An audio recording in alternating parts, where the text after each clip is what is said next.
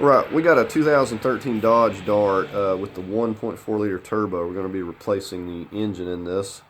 And I think the first thing we're going to do is just go ahead and get the wheels chocked. We're going to get it on some jack stands here and work on getting the front wheels off. Okay, you could lift it up here under the subframe, or you get back here on this part here. It's basically got like a beam runs along this frame, and that's where I'm at, just lifting it here, and I'm just placing the jack stand here for now. Probably also leave the jack in place for now, and we'll probably get another jack stand just as a backup. Alright, we just got the weight on the tire on the ramp here till we get these broken loose. 3/4 is going to fit the best. Use a 19 though.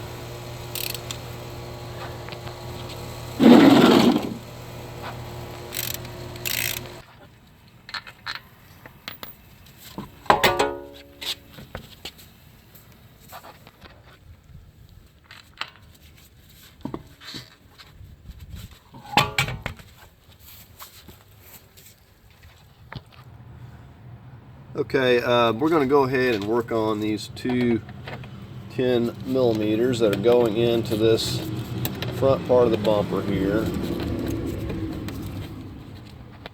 Okay, these may be 8 millimeters. One of them was a 10 and this one's an 8. And if they're not broken, you better take these out. Okay, next thing we're going to have these push pins that are going all around here, and we're going to take all of these out and just take this whole liner out of here, just get it out of the way. But we also have an 8 millimeter right here we need to get, and that's going into the bumper. So this is just the first thing. We're just going to get this fender liner out of the way and just keep up with all your little screws and stuff.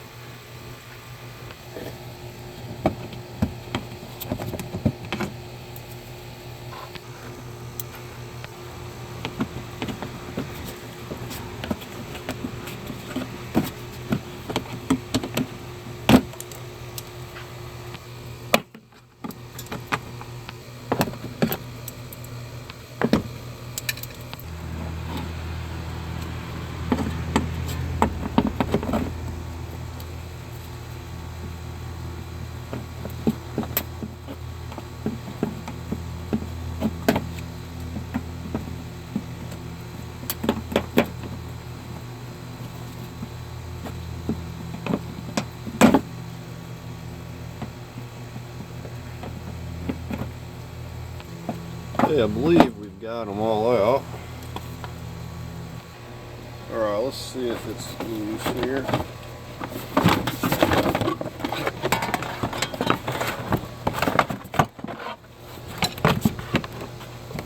Alright, so now we got all that out of the way.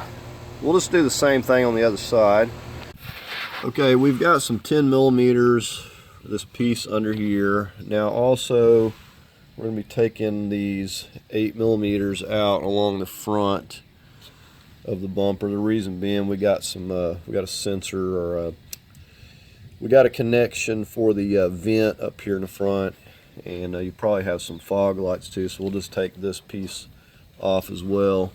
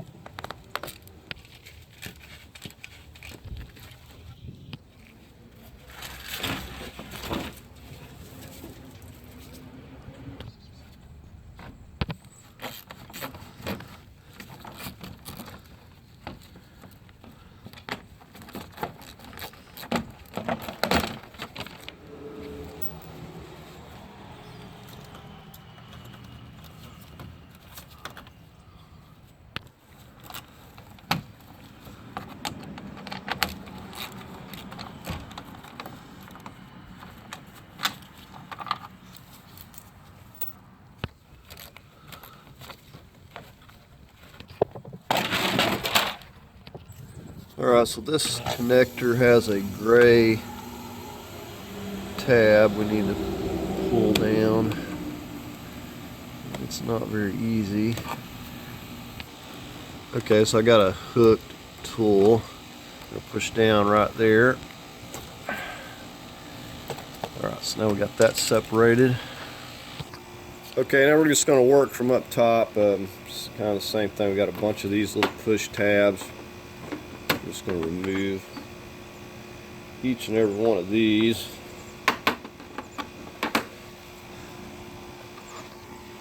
Yeah, once you start getting a lot of this plastic stuff out of the way, you'll start seeing that you're making some progress.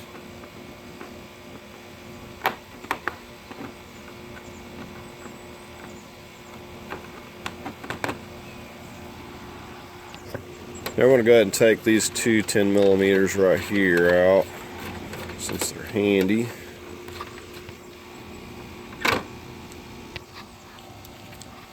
Right now we can just get this piece out of the way.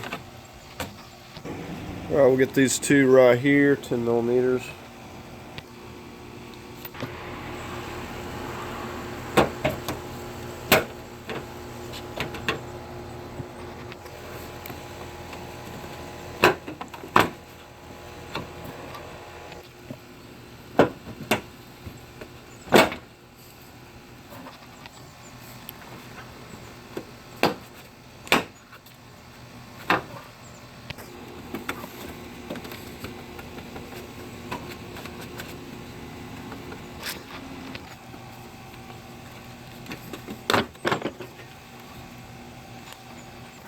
Put something down here so we're not scratching up our bumper on accident.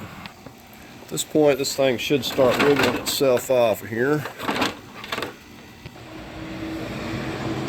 Okay, we went ahead and got the negative post there disconnected, 10mm. We're getting ready to take these headlights out, and we've got a couple of, this one here we already had out from the bumper. We're going to take this 10, and then we've got these two up here. We'll get them first and remove this bracket.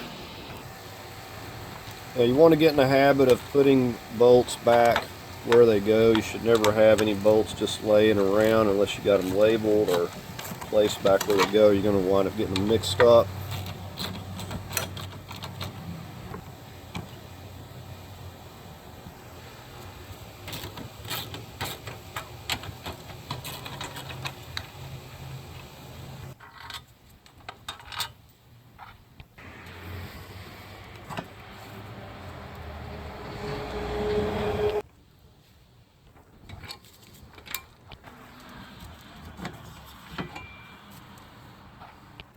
I'm going to go ahead and remove the top of this air box. Got a 10mm.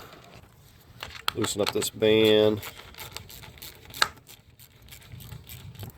Get the top of this lid. Phillips are another 8mm, same as the band. Just loosen these up.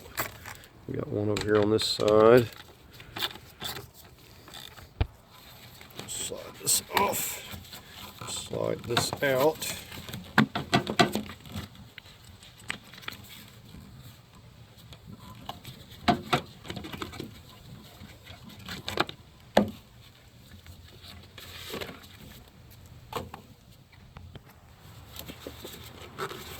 Pull up.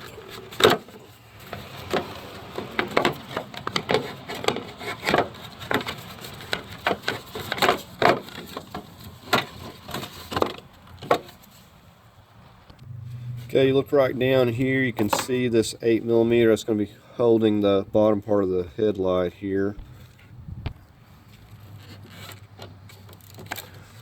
So 8mm. Take that completely out.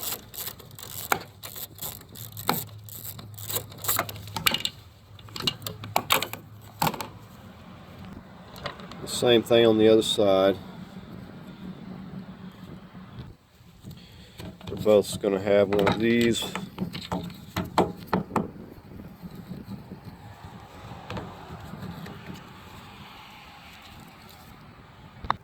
Okay, we got a 10mm.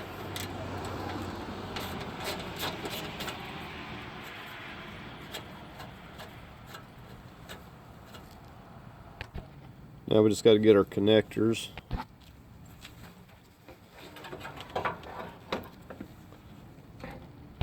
This wire is going to be clipped down here at the bottom. Push in on this. I'll give this a push in.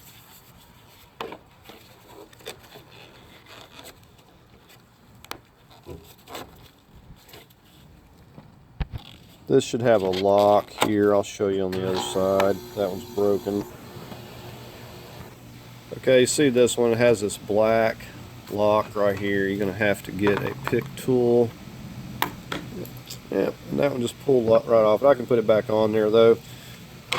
The other side, and you're going to squeeze down right there. The other side was actually broken, but I can put that lock back on. Well, apparently these are real brittle because I tried to put the lock back in and then this side broke. So anyways, usually these things will stay on there, so if it's a problem I'll deal with it then. Next thing, we got a 15 millimeter we're going to get on this front top brace here. These little studded 10 millimeters will hold it on. Now another thing I want to note, you see I just took a marker and went around these, did the same thing on the bottom. That's just so when I put it back, I'm going to put it back exactly the way it was. So that's the only reason for that.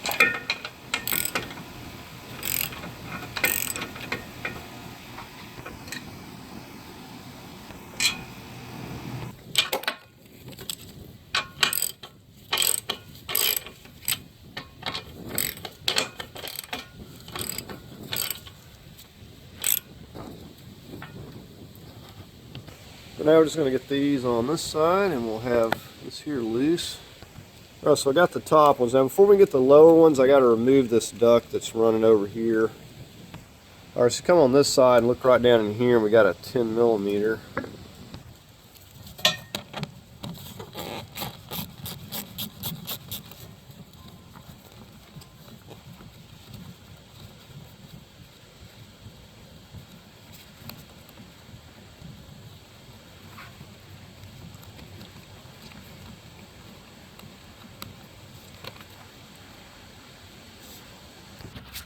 Okay, so as you follow this around here, there'll be a little push pin right there. We need to get that.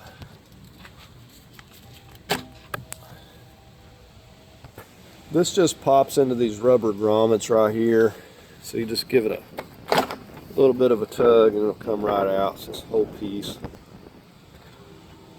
Let's take that out of the way. Okay, now with that out of the way, you can see we can get to our 15s down here. So this won't fall off. It's being held by the 10 millimeter nuts that are on there. Okay, so there's going to be a couple of these push pins under here that are going into this plastic piece. So you're going to have to get up here and remove them or we won't be able to pull this. So take these out.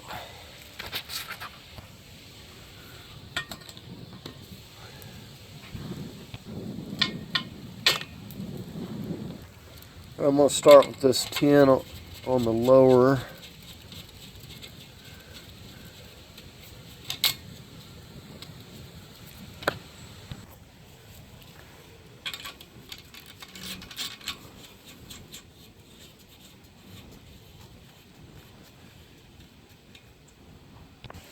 Okay, I'm going to get a hand on it because this is the only one holding it in place.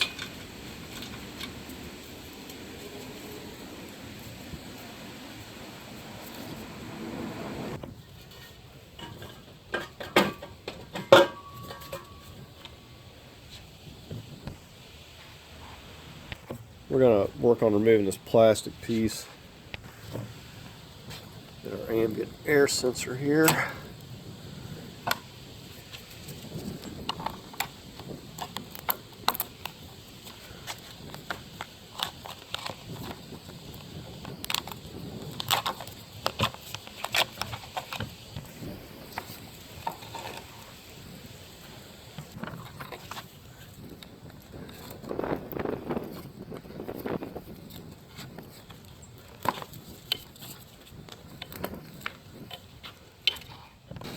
Yeah, this wire runs all under the bottom. We need to pop it loose.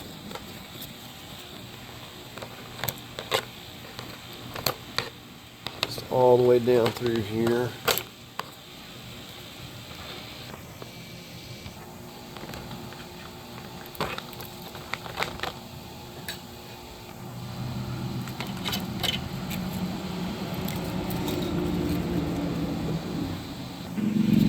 We're going to have 3 of these going across the bottom where we should have 2. So this wire runs through here to the horn. It's going to push down right here. That will feed these.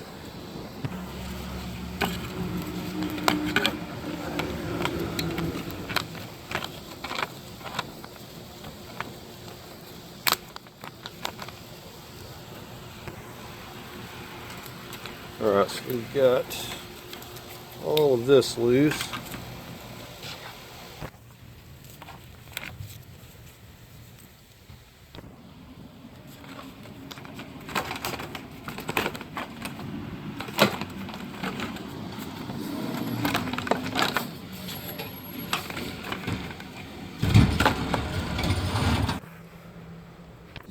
I'm going to get our hood cable here. Push in on that each side. Pull that back. Just slip it right through there.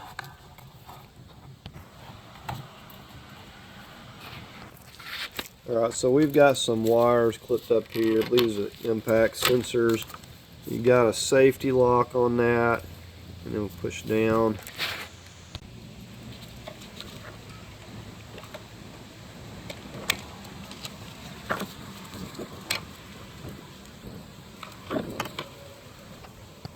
Now, while it's handy, we're going to take this T25 and we're going to remove these 2 screws right here. This is a little piece that holds the radiator in place. There's the top screw.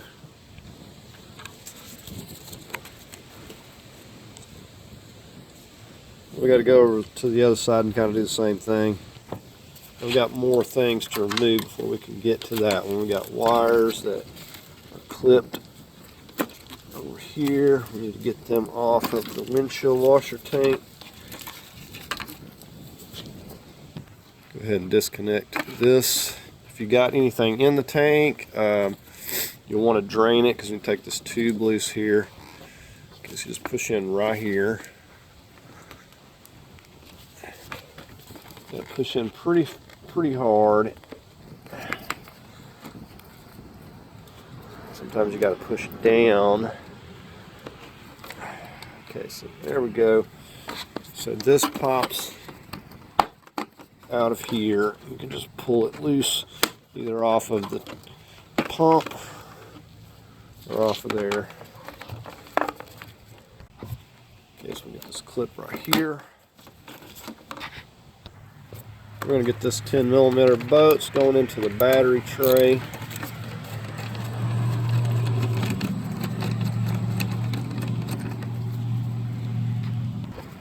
We have a couple of the studded 10mm, top and the bottom. Alright, so let's get this tank out of the way.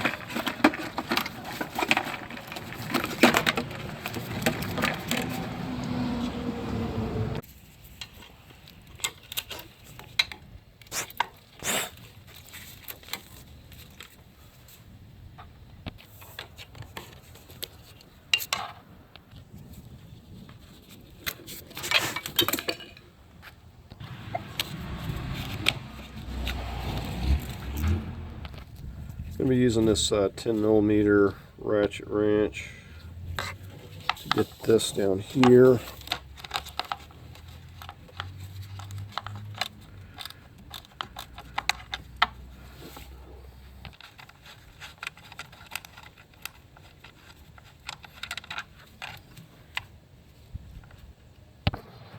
Alright, we've got another one up here in the front. And we're just going to go down and do the same thing.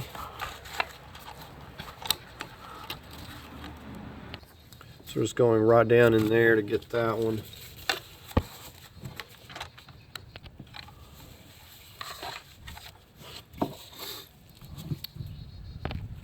That just allows us to lift this piece up and get that out of the way. We're going to go ahead and get our battery out of here. Just don't need it in the way.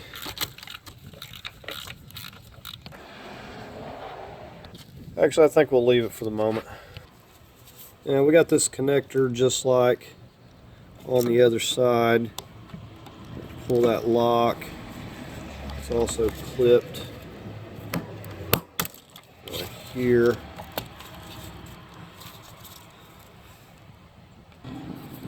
It's also clipped. This wire is clipped right there. Get that loose.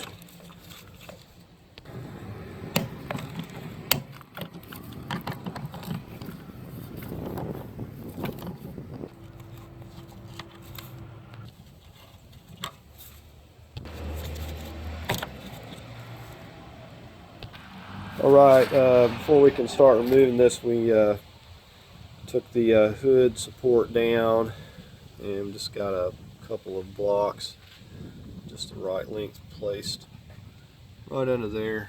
It's that'll hold it just fine. We marked around these as well, and we're just going to start taking these bolts out.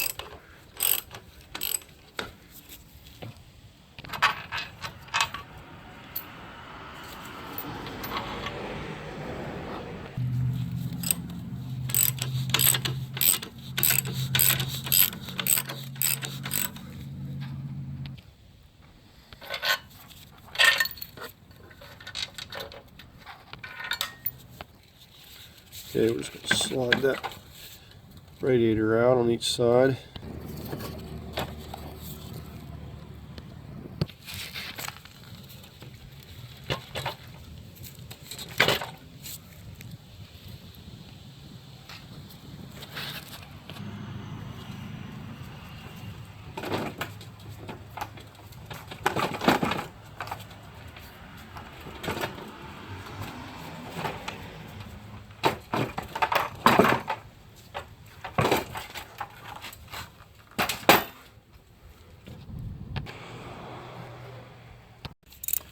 It's just a T30.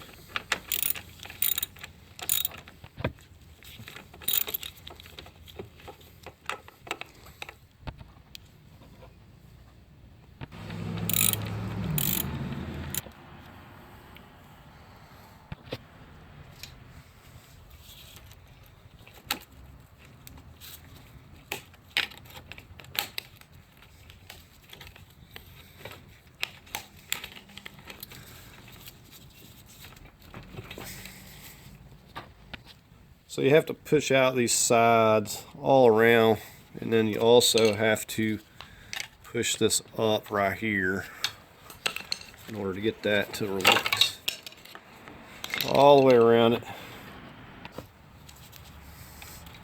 So I start by getting this one, popping that out.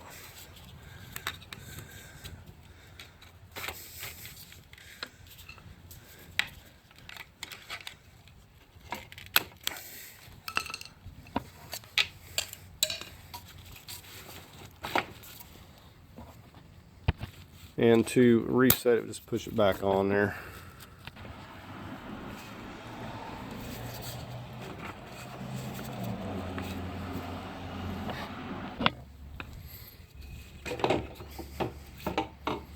Pull it from the bottom. It slides in a couple of places like that, but it's not locked on there or anything. There are the places it slides in on the bottom of the intercooler. So these are 8mm holding the condenser.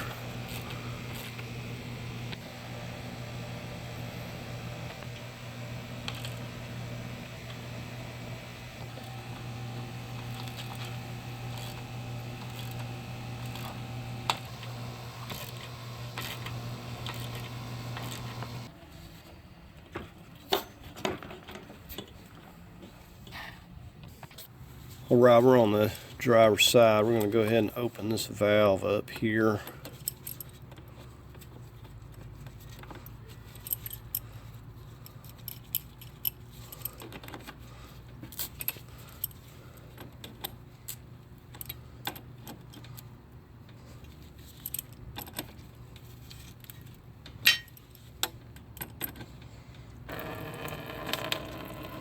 And we'll get the lid up there so we can get it flowing a little better.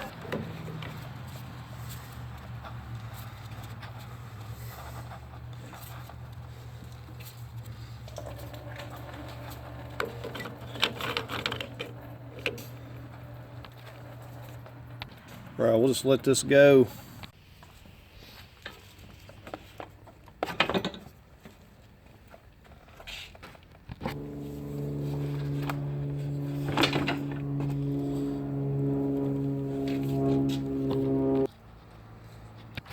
Now what I like to do is take the time to put some cardboard around the condenser so it's not getting damaged while we're messing with it. The rest of us are going to do that. Okay, I put the cardboard on there and you can see this thing is pretty flexible, and I just kind of rotated it over here out of the way. Next thing we're going to get on is this piece of the subframe right here. It has some bolts that connect it back there, and we're just going to go back and get those. See how they come through this fixed piece right here, so you don't have to hold the nuts on the top there. Got some E-Torques. They look like this. You're going to need a E18. So we have this brace. The short bolts hold this piece, and then the long bolts actually go through this piece of the subframe here. Now if you've had hit the bottom of this and kind of damaged these, you're going to take a file. You notice this one right here is not going on good, so I'm going to have to do something to get my E-Torques to go on there. I've seen them a lot worse than this.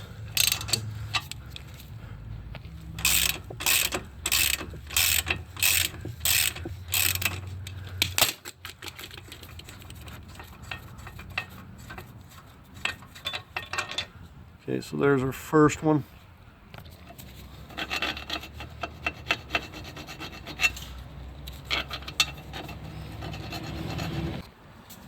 Well, I finally filed it enough to get it turning here. If I get it off of here, I can probably clean it up a little better. Alright, so I'm going to get a hand on it. I don't think it's going to fall, but I'm going to get a hand on it here.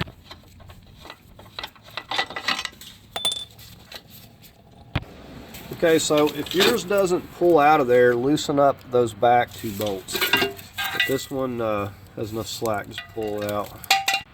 Okay, on this side I had to loosen those back two off. And matter of fact, I think we're going to go ahead and just take it completely off there. It's just one less thing to get bent.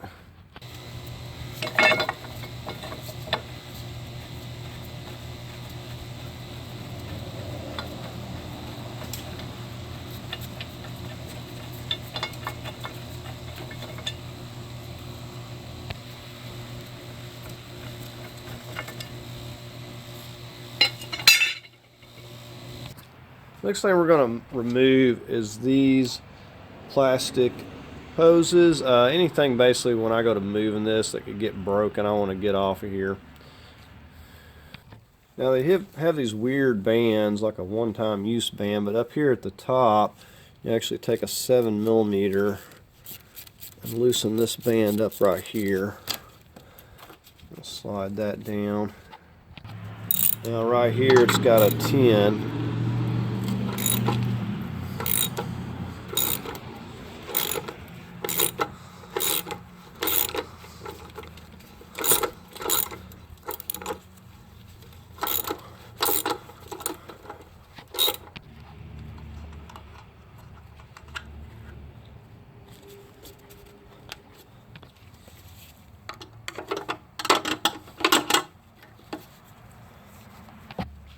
Probably going to wind up taking this whole turbo off, and I'm debating on leaving this here.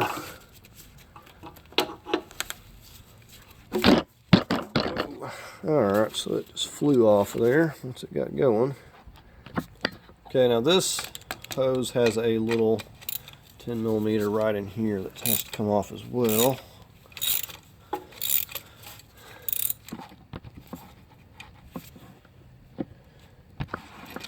we have that portion loose. Alright, working our way up. Looks like we got a safety lock right here. We'll disconnect that. And it's getting to the point where you want to start labeling things.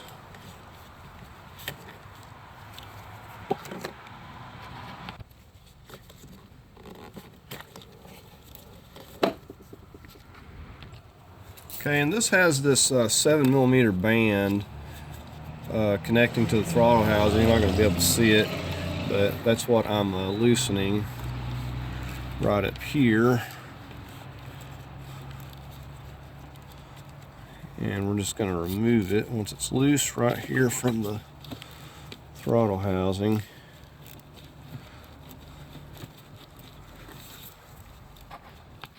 Right, we got that pretty loose. You know what? I've got another bolt up here, or nut. All right, we're going to get back on this battery here and get it out of the way.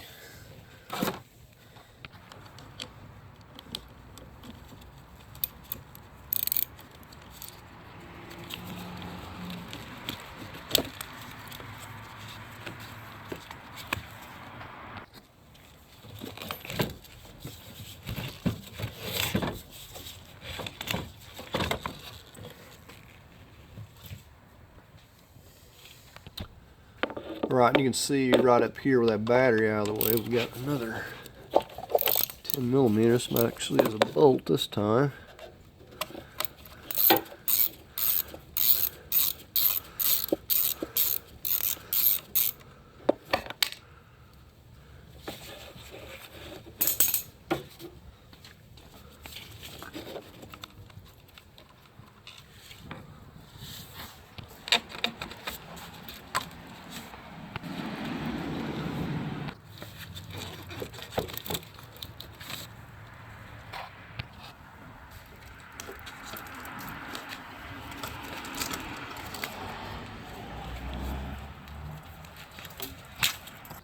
Here's a look at this clamp.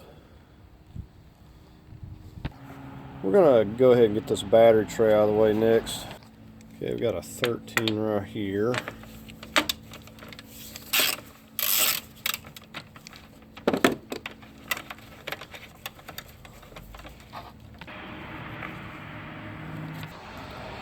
This fuse box got a 10 millimeter coming through.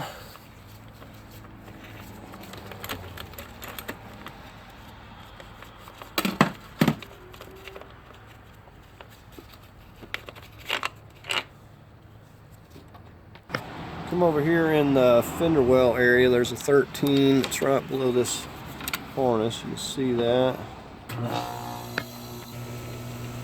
We're above the harness.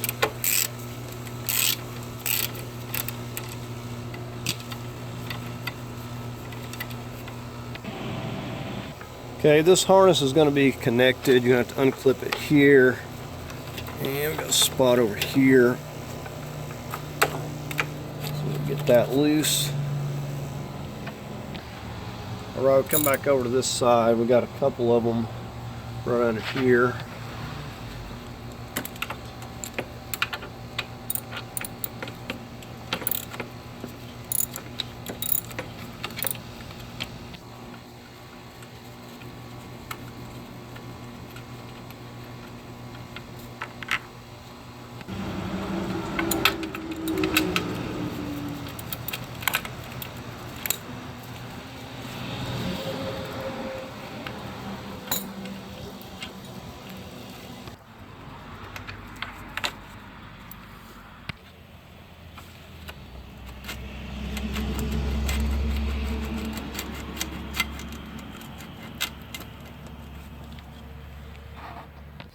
I got another wire clip here, I forgot. There is yet another wire clip on this back side.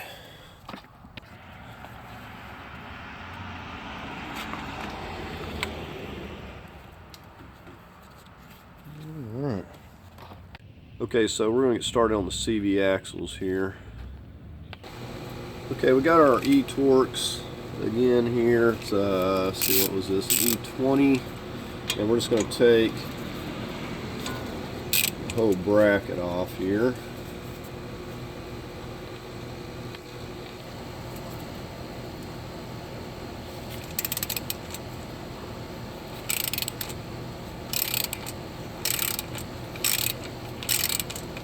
Let's get on the lower.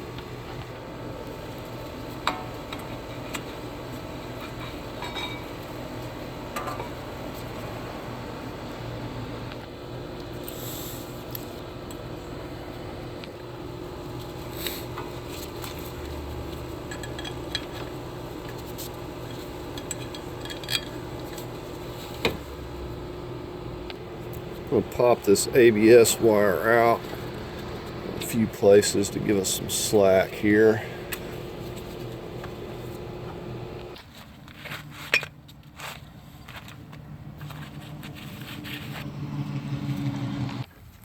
Alright, so we got to get this uncrimped here.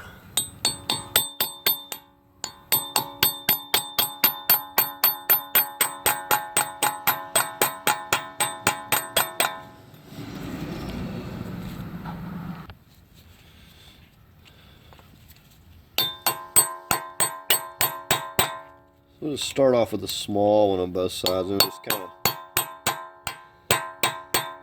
increase the size to help push that out.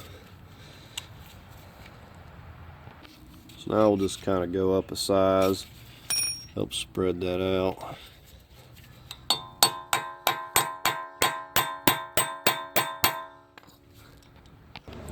Okay, the one I found to work the best, my little square one here actually.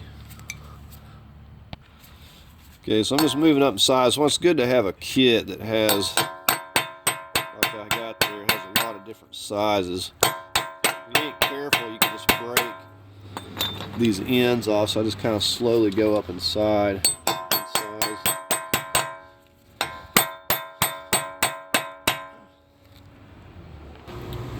So you can see that it takes some doing to get those uncrimped. Like, I find this unnecessary, the way they crimp a lot of these. You know, just some a locking nut or some Loctite. You never see these things come loose hardly. But anyways, this nut's probably not going to be too usable. But anyways, we should be able to get this broke loose now. Okay, so I've set up a crowbar, and if you're going to do this, thread your bolts down all the way. Now, this is not advisable. You could bend these bolts, but it'd be better to have the wheel on and the weight on the wheel, but I'm going to be holding it with this. So I've got a 1 7/16 for this, and probably it's like a 36 millimeter, I'm thinking. I know that I don't have a 35. I think I've got a 36 somewhere, but it's somewhere, I'm believing, around a 36, but an 1 7/16. I like this one because it has the 3/4 end on it, and it's going to be more heavy duty for my 3/4 breaker bar here. So we'll go ahead and start getting this loose. You may need an extension too.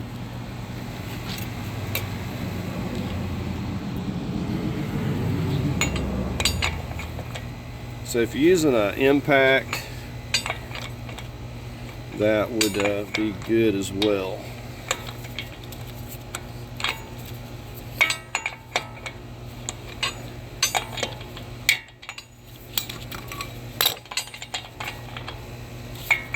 finish getting that off.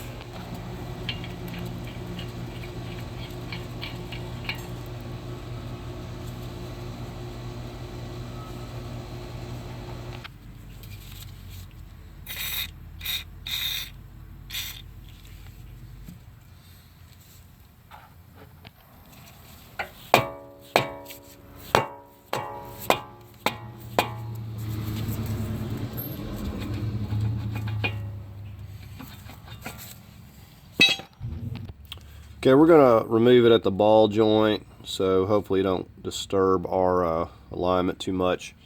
But we got one of these E-Torx, an E14. We're gonna hold this with the E14. We're gonna take the nut loose on the other side. Okay, so this is a 16 millimeter.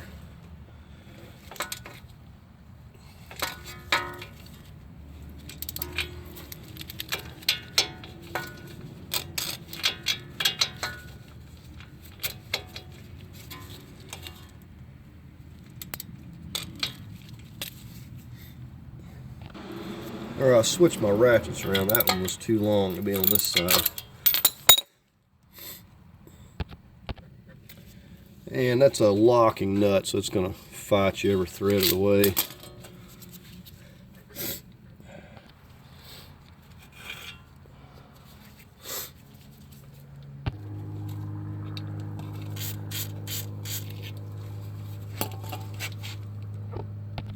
I'm going to carefully work this 3-foot crowbar over here.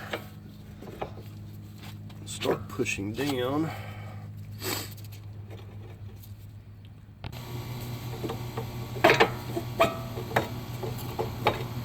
You see it's moving pretty easy.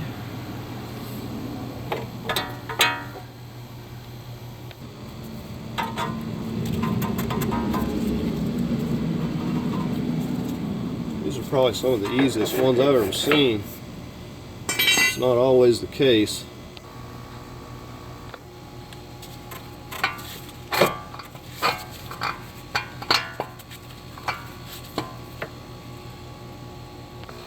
Got me a pan down below the CV axle. I'm not 100% sure if these CV axles are sealed like on the other automatics. This is the dual clutch.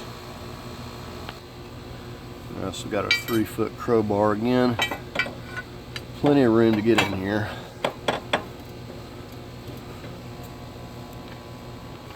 So we just want to catch it on that CV axle. Start rocking it. View at it from this side.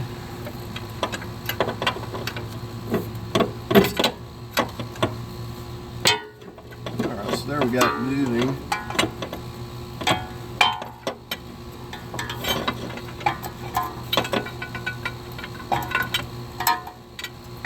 So we'll make sure my pan is positioned properly, because like I said, I don't know if it's going to leak or not. Alright, so nothing came out of there. There's that little locking pin.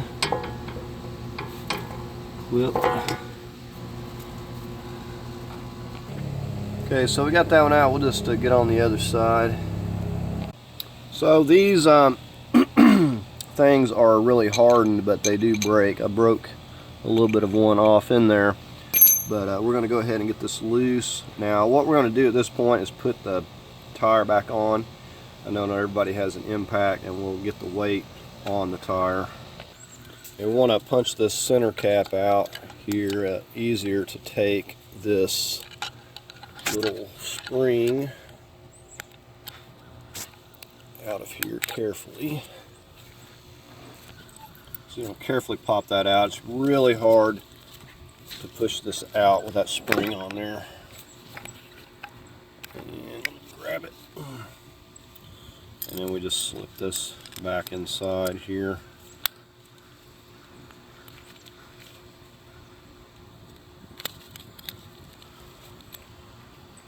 And it only goes back in that way where you got this little piece right here. So now you're going to take yourself, what I've got here is 1 7/16". You use a 36 millimeter. I'm using this with my 3/4.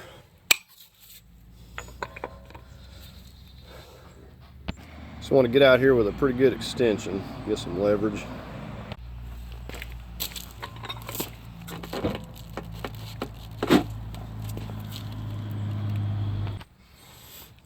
So it takes a little bit of force to get it going, but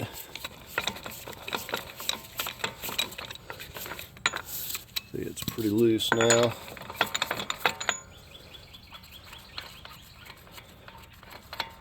Alright, we'll just get the wheel back off.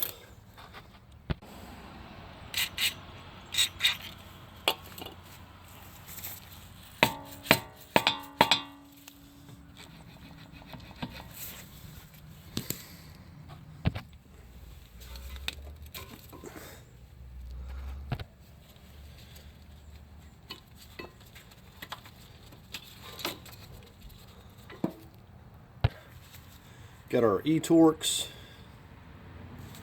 This E20.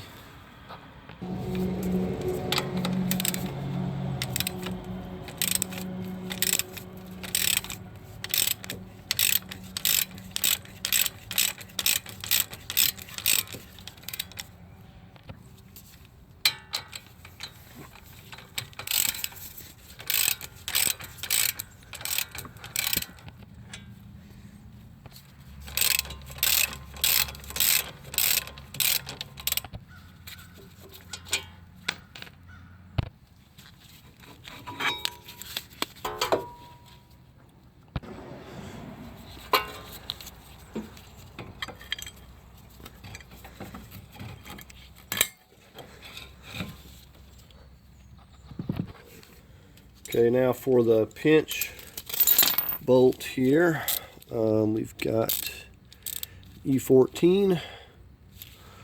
I'm just going to hold this side.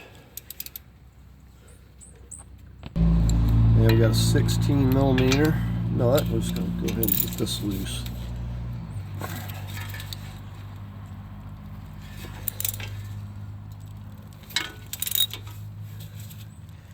We'll just hold this other side.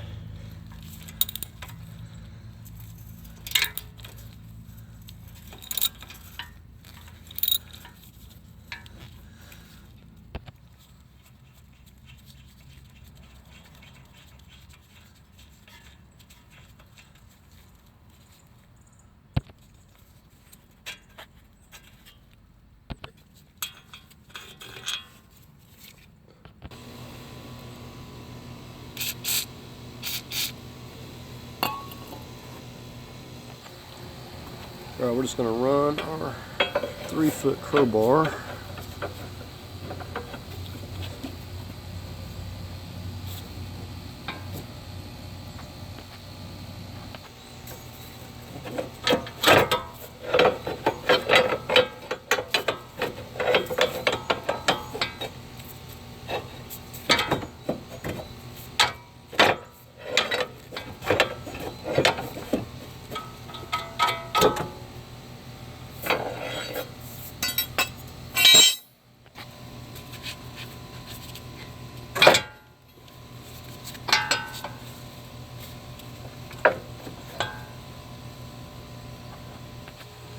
Now I'm going to be taking these two 13s. You can separate it here, but it's easier to separate if you need to with it out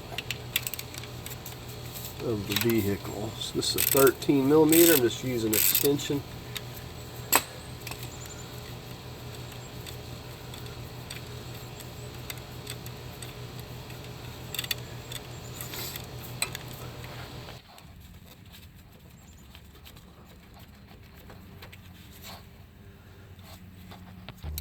Okay, then we got the one on the back side here, just using this same extension.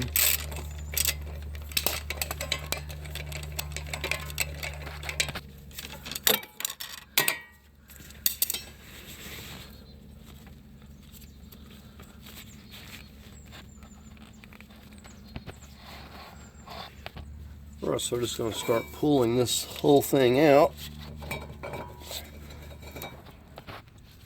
Alright, so if you can see that down there over the exhaust, we're pulling that out of the transmission there carefully.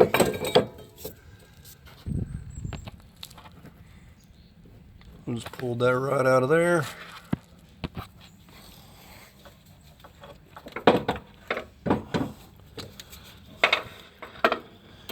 And we got the whole thing, the intermediate shaft and all. Okay, we're getting ready to go back out of the car here and get this exhaust.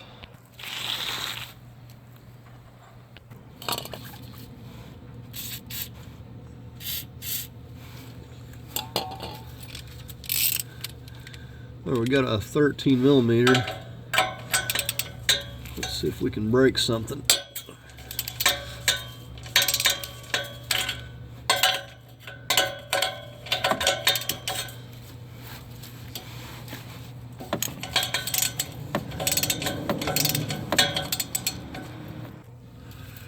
Okay, they're actually coming off here without any issue.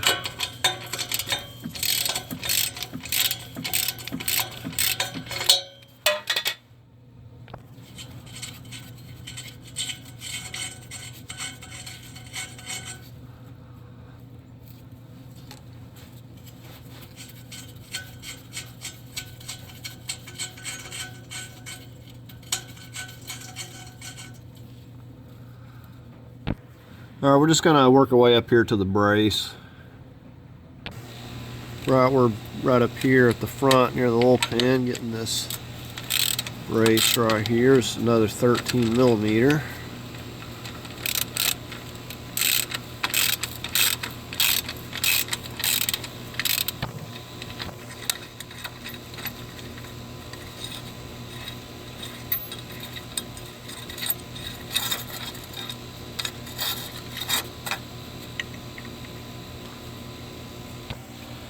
Alright, so we're up here at the front.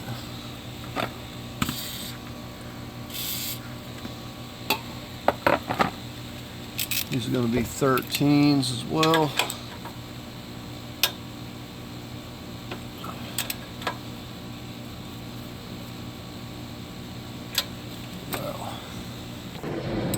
I have doused these down good with WD-40, but these are all but certain to break. They're just not feeling really good.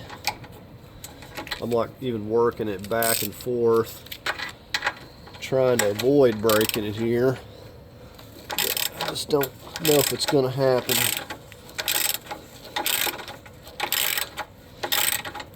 It's a maybe. All right, I've managed to get the first one here.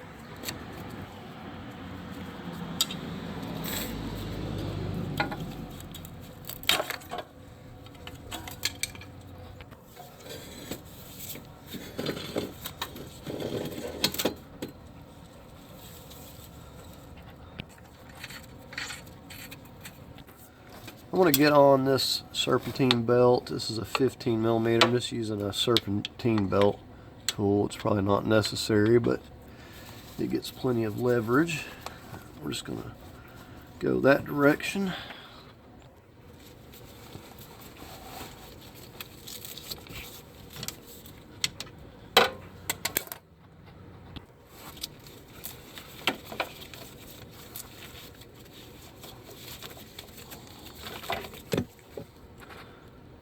Alright, we're going to work on disconnecting the AC compressor, and we got some wire connections here to get, and then we're going to get these bolts out here. Work on this a minute. Now, I'm using a pick tool to get this. Now, as a rule of thumb, the connectors that are the most difficult to get to are the most difficult to remove. But I had to lift up on that. Looks like we got one more over here. Okay, now the other connector, I can't even see what's going on with it, so I'm just going to work on these bolts and come back to that. Let's see. Start breaking these loose.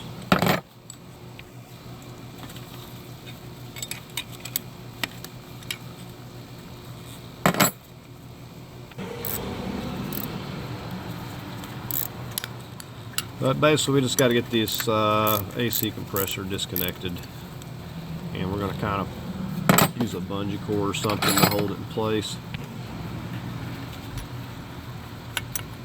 So that one's loose, we can't take it all the way out. Okay, I'm just working on the one on the bottom here. You can't really see it from this angle, but I'm just right down underneath this one. Okay, I'm just reaching out here getting this bottom bolt. And I'm assuming that we got another one hidden here. Okay, this one's over here in the middle. I'm using my slim profile and a deep socket. So all these have been very difficult to get to. I'm thinking it may be easier to remove the alternator and come from underneath, because this way is not real easy. So I think I'm probably going to do that going back. See, I've got it moving here, but let me give you a look at what we're doing from underneath. You see how if I remove these, I could probably more easily come from underneath and get that. Let's see if I can even get you to where you can see here. Right there is the bolt that I'm getting. Just no good way to get it from underneath with all this in the way.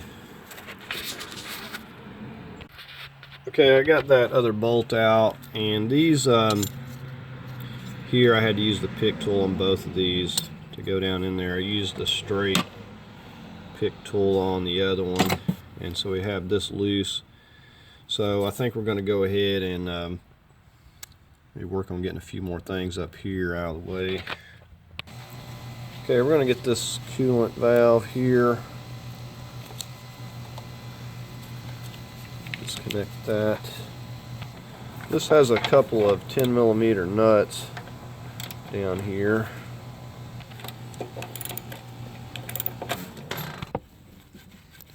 Okay, we got the front one. Got one more there underneath in the back. You can't really see it, it's right back here. They made both of these locking nuts too, so they take a really long time to remove. Right, so we got that loose. I'm going to separate the tank, this T right here. It's got one of those one-time crimps up there. I don't want to disturb that.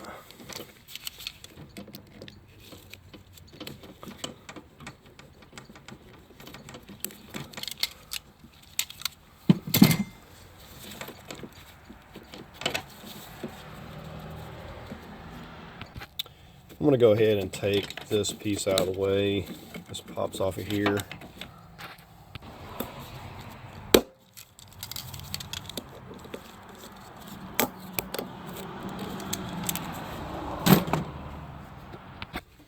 Alright, we're going to break out the heat gun here. Got it set on 4.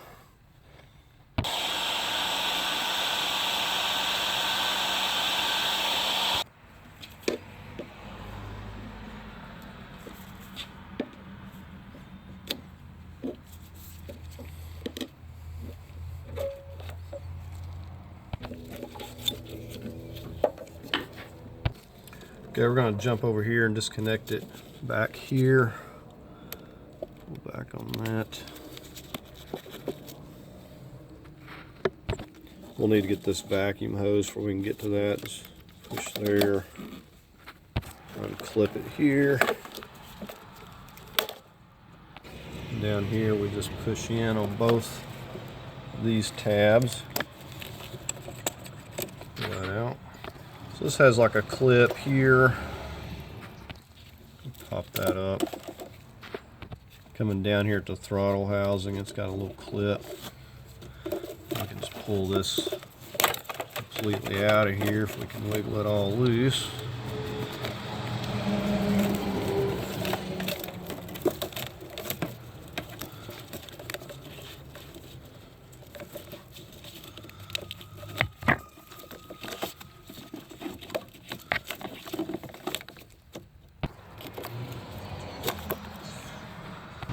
So there's another one of them clamps. So you lift on that tab right there and it's supposed to open up.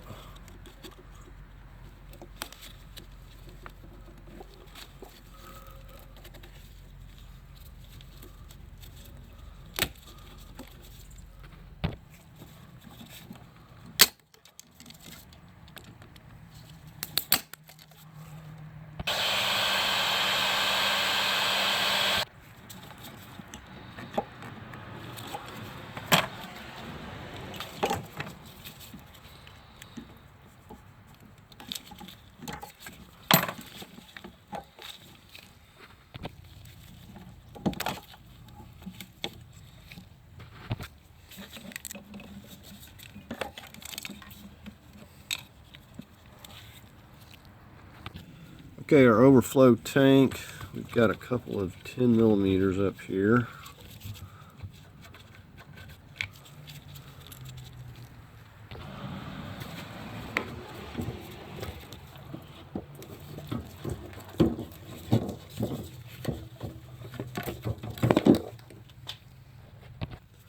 Okay, this part has a clip here.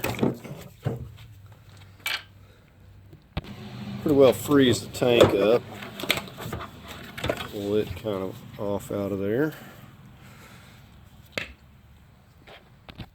Okay, so we got the big hose and the tanks connecting to right here. So I'm going to pop this band loose. And I've got my coolant pan down there because this will not stop dripping every time you move the engine. So I'm going to pop this loose here. And we're going to put a cap on this. Every time you tilt the engine, it will drip.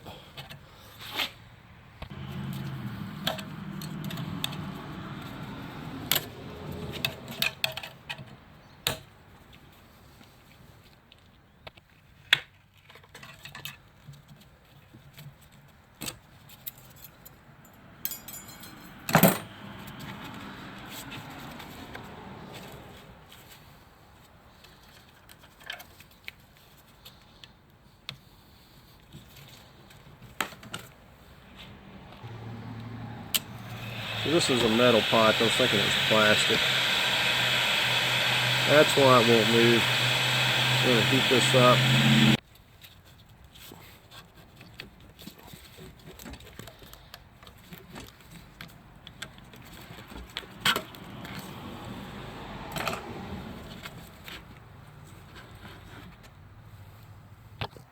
So we just took that whole thing out as one piece.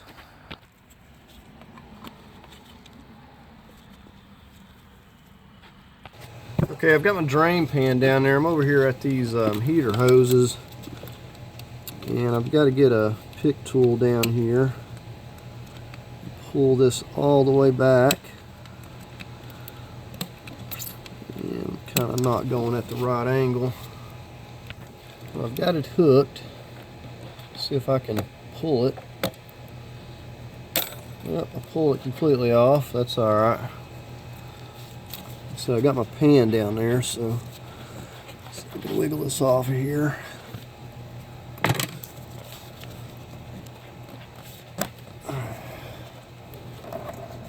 We'll let that drain. And these are marked top and bottom. That's actually nice. Alright, so now I got to get down there and get the lower one. Probably can't see me, but I'm working on this lower one down here. And the clip is only supposed to pull up so far and stop, but it may try to completely pop off there on you. If you can see this one, see how it pulled up there so far and it just stops. So not a whole lot of coolant come out of there. So I've got some more of these caps. I'm just going to plug the heater core off so it's not dripping, nothing's getting in there. And if you don't have any of these caps, just tape it off or something temporarily. Now this harness right here is running back here to the engine.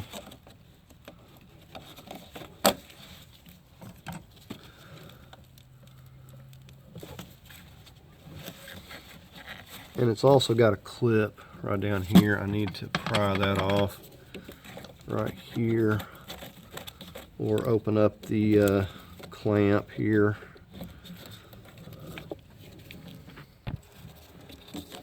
So I can go in here and pull up on that.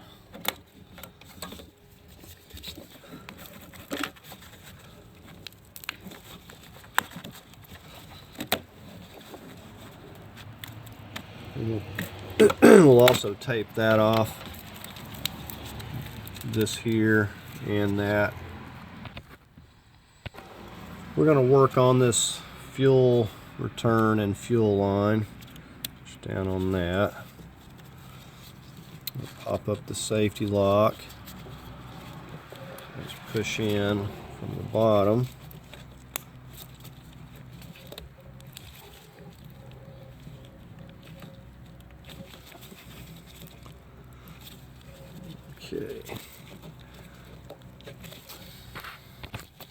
Okay, there, I got it. It was a little bit stuck.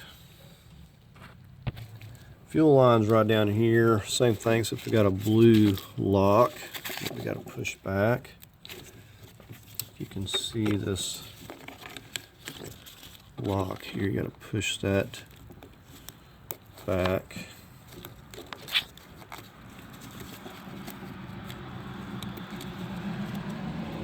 Take that off. Now we're going to have to get a rag. We're going to push in. Just going to push in right there. A little rag over here. This is undoubtedly going to have pressure. Okay, this one's stuck as well.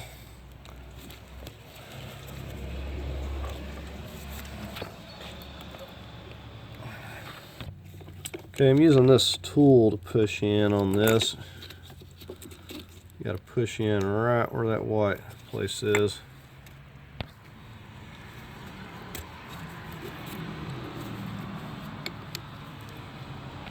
Okay, fuel lines are loose. Oh, and now put your little locks back on there. And they have this upside down.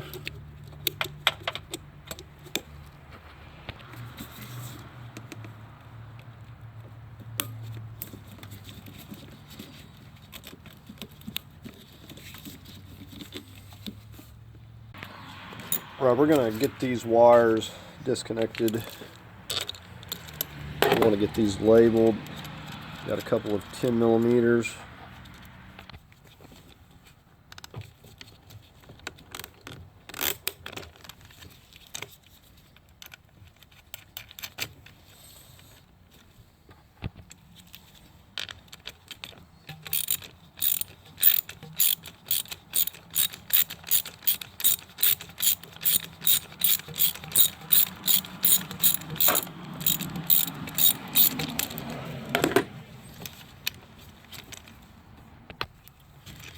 That's supposed to stay on there. For some reason it popped off.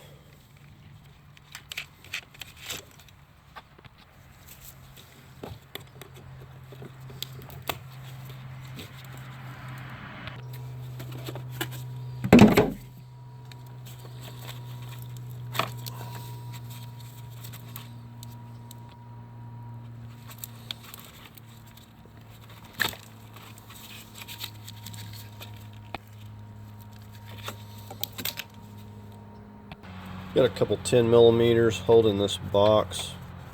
I'm going to take these out so this box can be moved slightly to get it out of my way.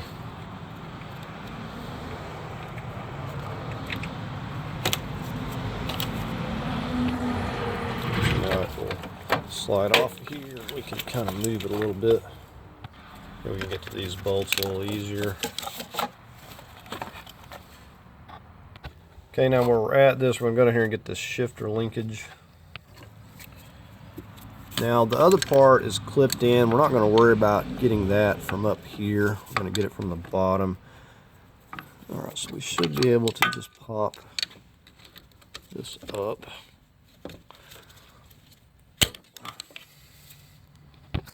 Okay, we're left with these connections that are running over here down to the transmission. I think I'm just going to disconnect these and pull them back over here. Just starting at the bottom here.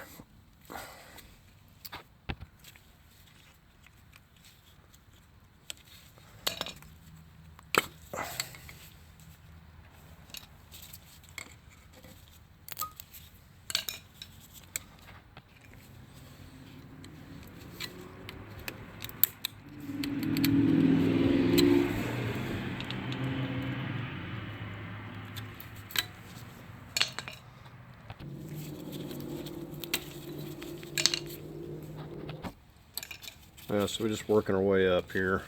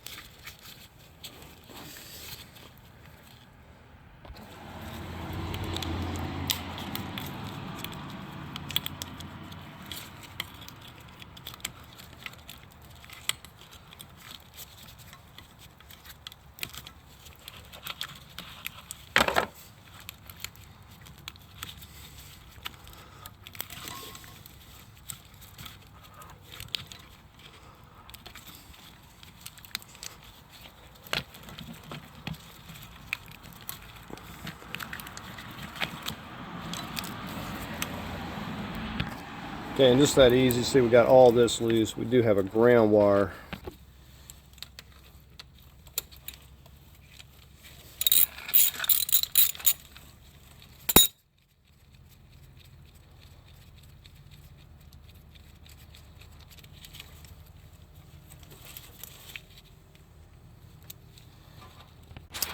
Okay, so we went ahead and crawled under the vehicle here, and we're going to go ahead and work on getting this mount out right here. We've got a 15. We'll go ahead and get started on that. It's got a anti-rotation tab up there, so you don't have to worry about holding anything.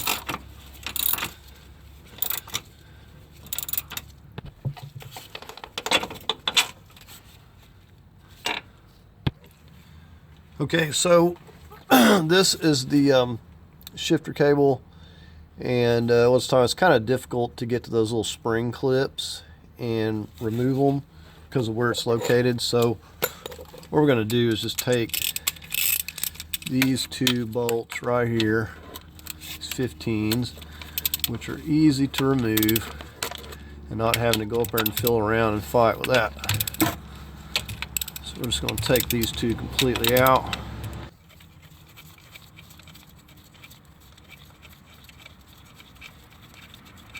Alright, so there's our bottom one. So as you see, pretty easy, and then that is completely loose, and we'll just tuck it over here so it doesn't get caught on anything. Stick it back out of the way.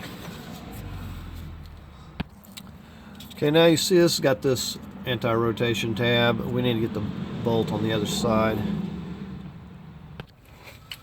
Okay, and this is an 18. Got my extended ratchet. It's going to be pretty tight initially.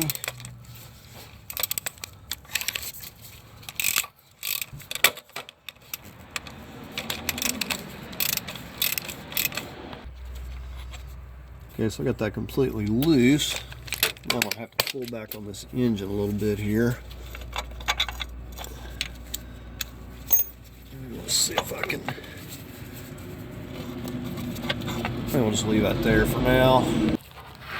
Okay, now while we're down here, we're gonna look over here. This Freon line is attached right there, and not only do we need to get that loose, but there's another one. Actually, we've got at least one more up here to get a little slack, so we're going to take that one first.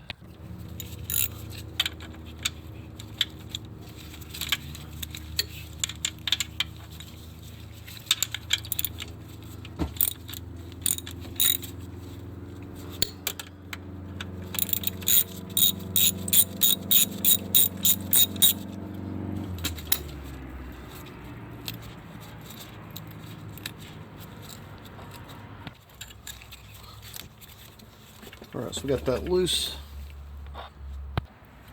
We're going to free it up right here to give us some more slack.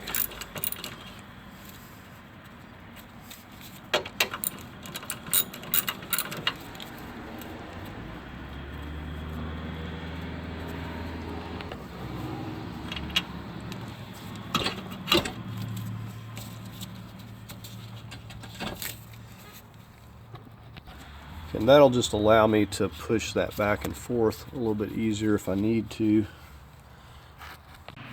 Okay, right over here I spotted a 13mm ground wire. We'll go ahead and take care of that.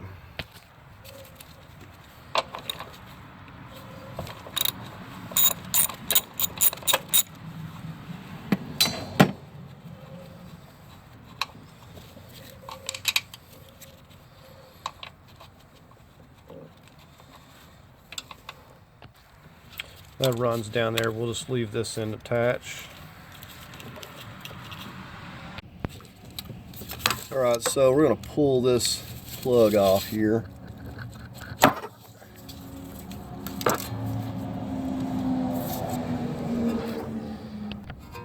Now to check this, you have to go in here and you're going to have to fill down in here and verify that you have fluid, or take something with a right angle and see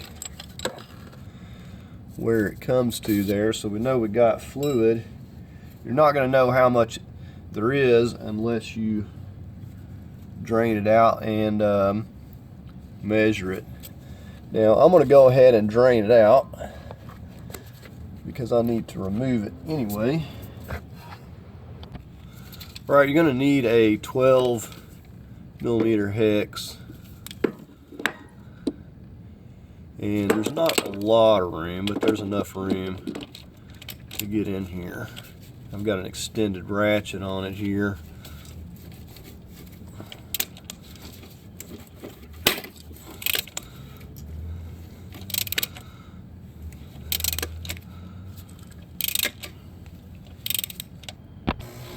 And I've got my pin at the ready down here.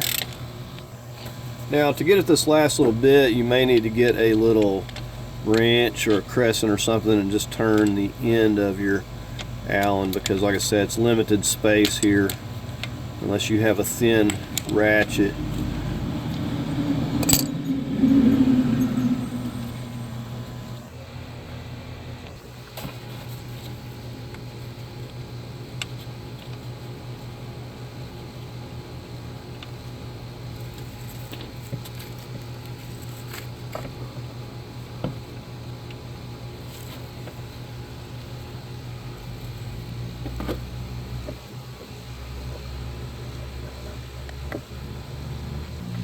You're not going to have a lot of fluid. It only holds 1.75 quarts or 56 milliliters.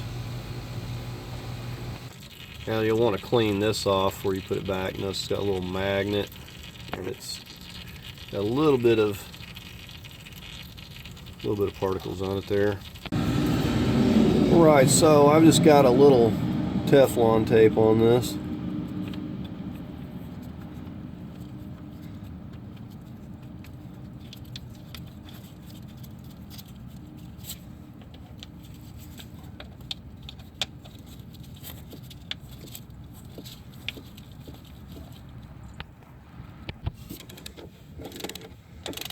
Now, I don't know what the torque on this is. I would just snug it up. It's with the Teflon tape, it'll seal it.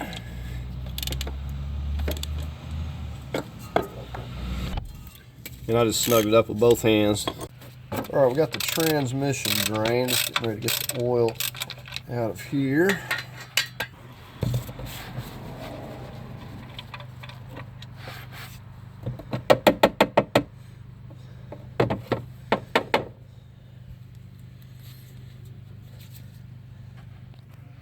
Right, I got my jacks back positioned on each side under that piece of the frame there that has that plastic piece. Now, instead of dragging the lift out over here and hooking up to it and lowering it, I'm simply going to be lowering the car with my jacks, and we're going to put it down on my mover's dolly here. This is my new improved mover's dolly. I've had this thing forever, been using it, and it has these smaller wheels, or it did have wheels like this. These really work great. I said I've been using them forever. I finally bent a couple of them, so I got some bigger ones. We're going to try this out.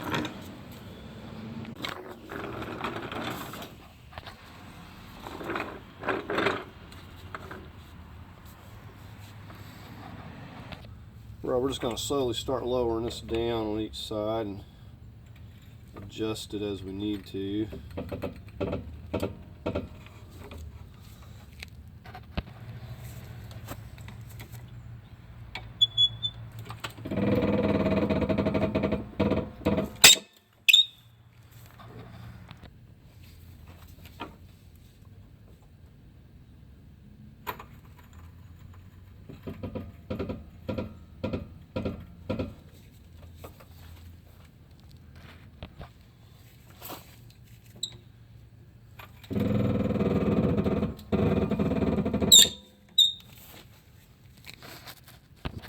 Now I have this right here and I got a connector there. I don't want it to set on that, so I need to be careful when setting this down what I set it on. Okay, so I just placed some boards here, just something to keep it off of these things.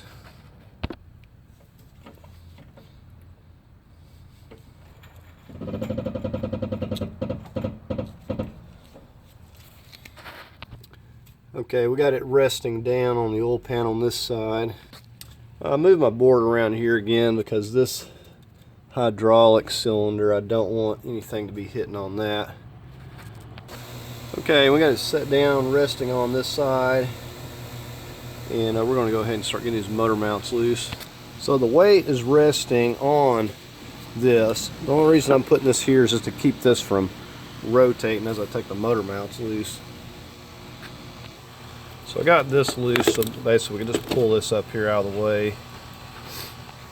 These are 18s. All we need to do is get these 3 bolts.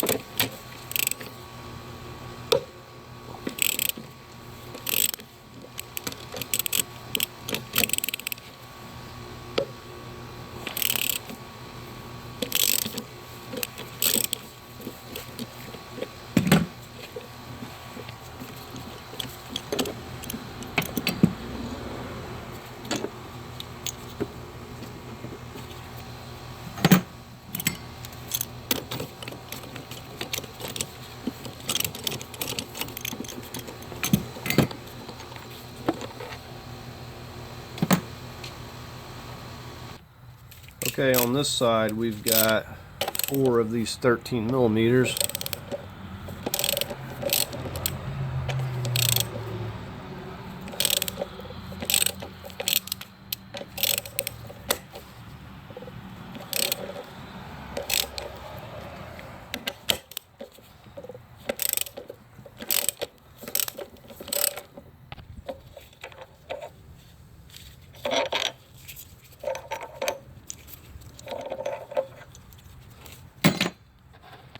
Okay, the center mount is loose. I'm just going to slightly lift the vehicle, just a little bit on both sides.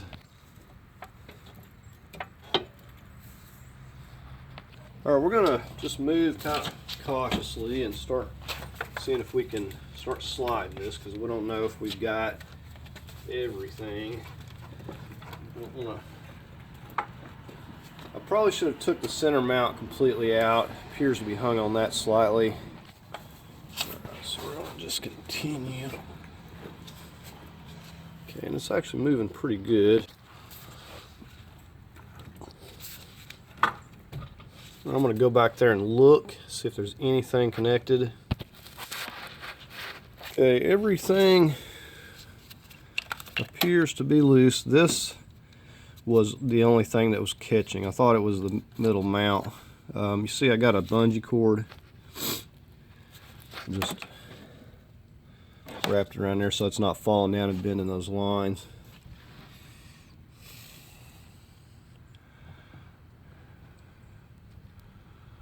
But you can see there's nothing else. We got everything. Now this may want to try to catch up here, so I may have to move that over as needed.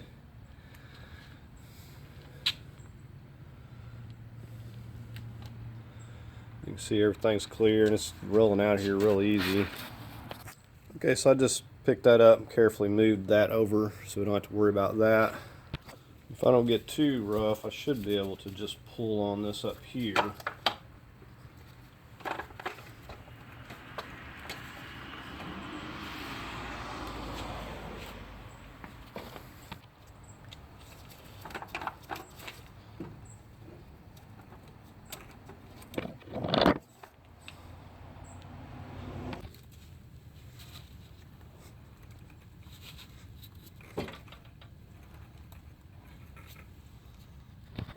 Really liking the new wheels on here. It's moving pretty good.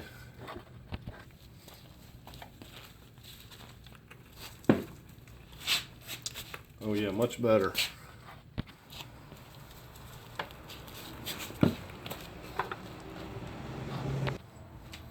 Now these bigger wheels made a tremendous difference. There's a look at that.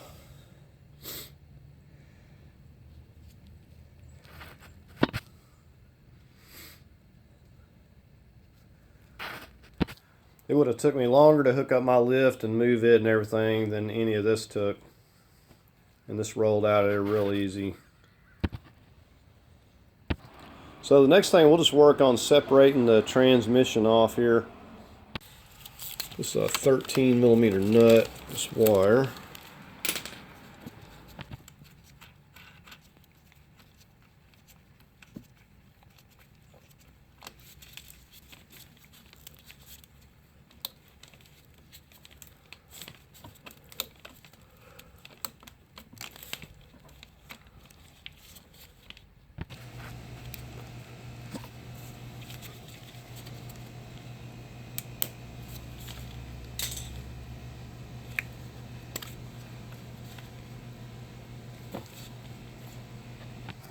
Okay, now we're going to come on this side to get this 13 first.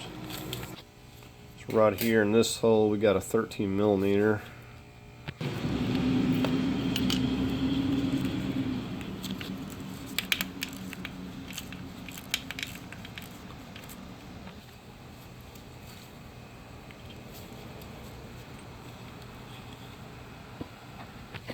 We'll get this lower one right here.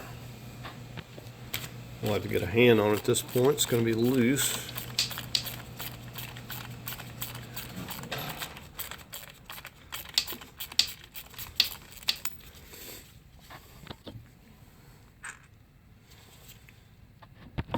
Now on this one there's no bolt here. There is a locating peg right there though. Pull this out of here. So that has a locating peg. And that goes in this spot right here. Alright, so let's work on removing this heat shield. These are 13s.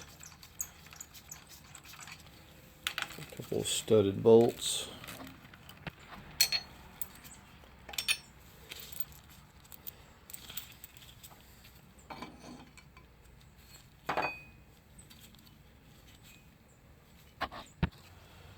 These are all 10s.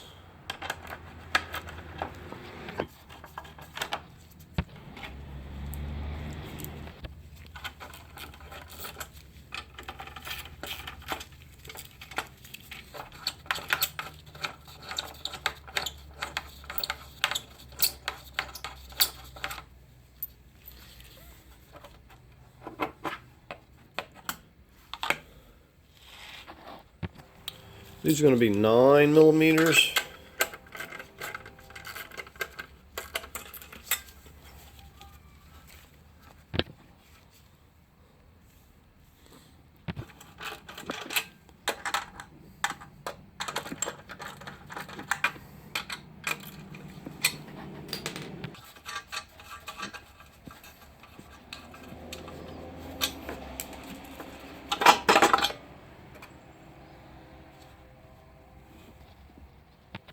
We're going to get this lower bracket loose. Got a couple of 13s.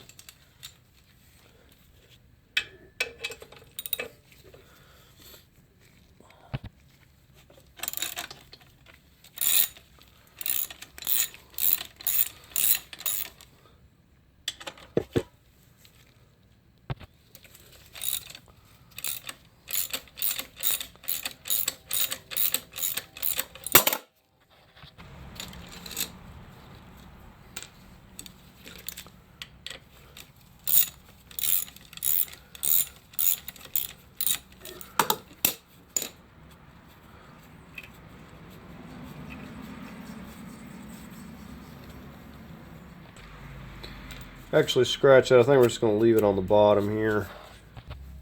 Got the wire running to this upstream O2 sensor. Gonna pull it out right there. Start popping these little clips up.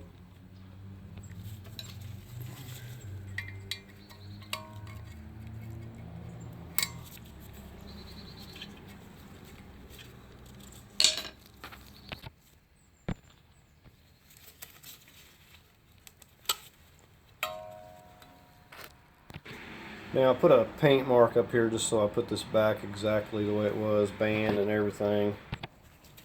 This is just a 10mm.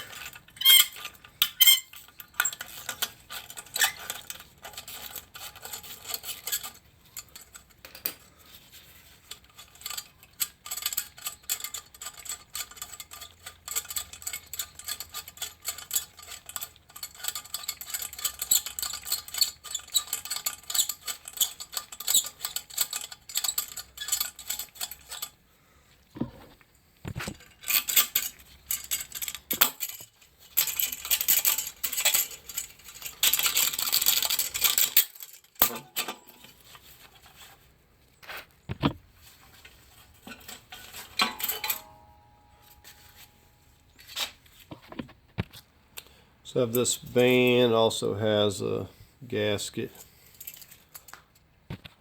Good time to inspect this.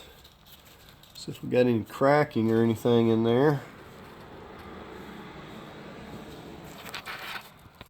Alright, I'm getting ready to start taking these bolts out. Now you want to number every one of these where it goes. Each one of these a little bit different.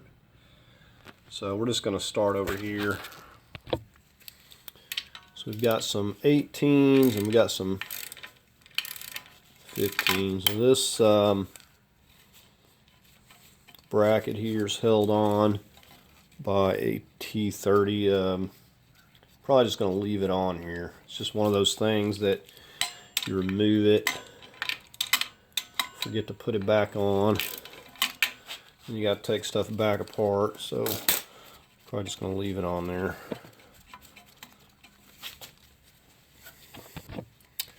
I really like these big heavy-duty bolts. You don't always see that. There's the first one. So we got a numbered. Right, we got another 18 down here. Okay, down here we got a 15.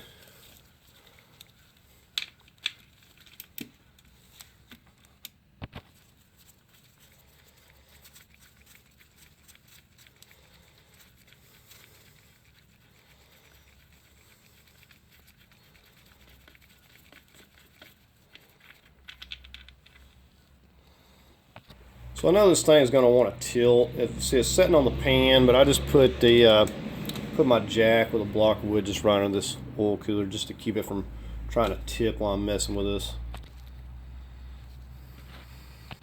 So we're just going to get it loose, and we'll put this one onto this mover's dolly I got here and just leave this one on here. Okay, so we're on the other side. Got a 15 here as well.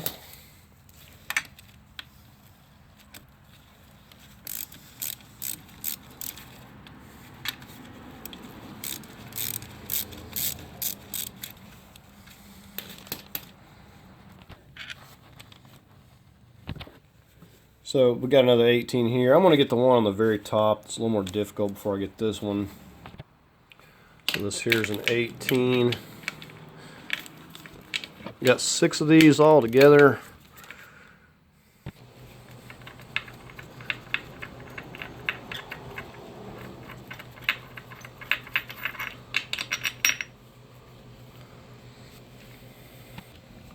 I believe this to be the last one.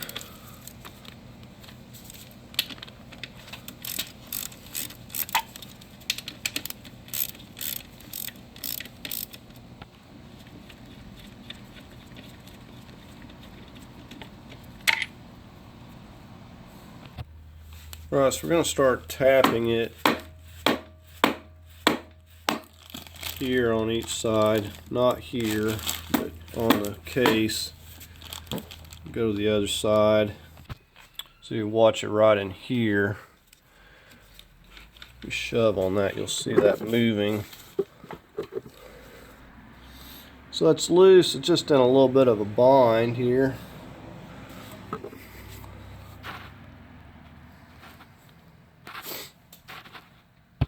So we got a little bit of a gap going here now. Just yanking on it.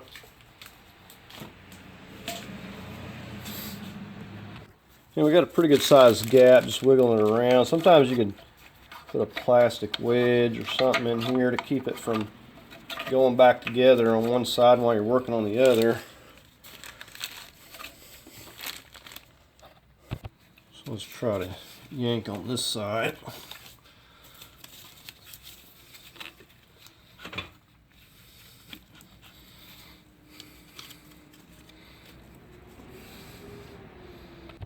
Okay, well, I kind of gave it a tug and it just kind of fell out all at once there, but it was just a little bit hung up. I probably should have had this one a little bit more even, so as I pulled it off there it didn't drop down like that. Okay, so here's a look at that. That's where your little pilot goes in. Said if you got it, the more even you have it, the easier it will slip off. You see it just slipped out there. We don't have to take no bolts out or anything like on a torque converter. Here's a look at this portion.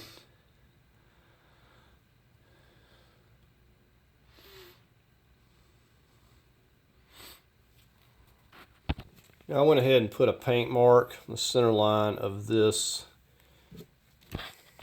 and just did the same thing on this side. Don't know if it matters. Basically these go into that portion of the flywheel, but I want to make sure, you know, when I eyeball the other engine it goes back on the same. So it just fits into these areas.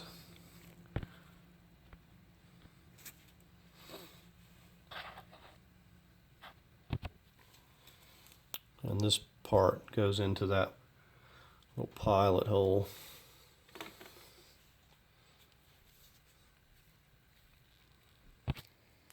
And the engine didn't try to tip on me, so that's good. That worked out. So I'm just going to put this over to the side, the transmission, and we'll just set the engine over here. And still waiting on my other engine. And I don't know what I'm going to have to swap, so I'm just not going to take anything else off for now. Okay, so we've got our new engine in here today. Now, the car's got 106,000. This engine's got 87,000 on it. It looks really clean. This came from Phoenix, Arizona. Now, with any engine you get, you're going to be swapping things. Like this one, you know, it didn't come with the turbo, so we're going to have to move that over. You know, a lot of things it's going to have, some things it's not. A lot of the hoses are going to be cut. You're not going to get the wire harnesses. They're going to be cut, so you're going to have to swap all those things. So basically, that's all we did. Nothing real difficult. There's things have to be swapped. But you can see the engine's real clean. This was also a dry clutch. You know, all this is going to be the same. So it's just a matter of getting our good parts and the things we need swapped over to our good engine, and then we can go ahead and proceed to putting the transmission back on. Said, you know, sometimes they come with coil packs, sometimes they don't, you know, so I'm going to have to use my old ones because didn't know what it was going to have. And, you know, it is risky, you know, but if I have to go back in and change some coil packs, not a big deal. I'm going to go ahead and just use what I got, and we'll just, you know, go with it for now. Okay, so here we are working on swapping parts here. Got the good engine over here on the left. And I'm not going to kid you. You could spend an entire day just swapping parts over. A lot of times when you get these engines from a salvage yard, they cut all the wires. The hoses are damaged. Everything's cut. And you may even have some stuff damage that you wasn't aware of, so you really want to look it over good.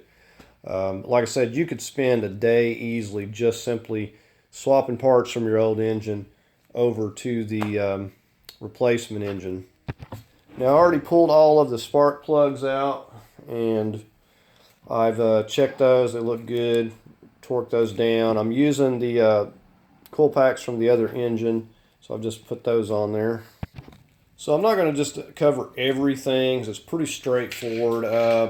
You know, I put the throttle body here on. I put some coolant hoses on.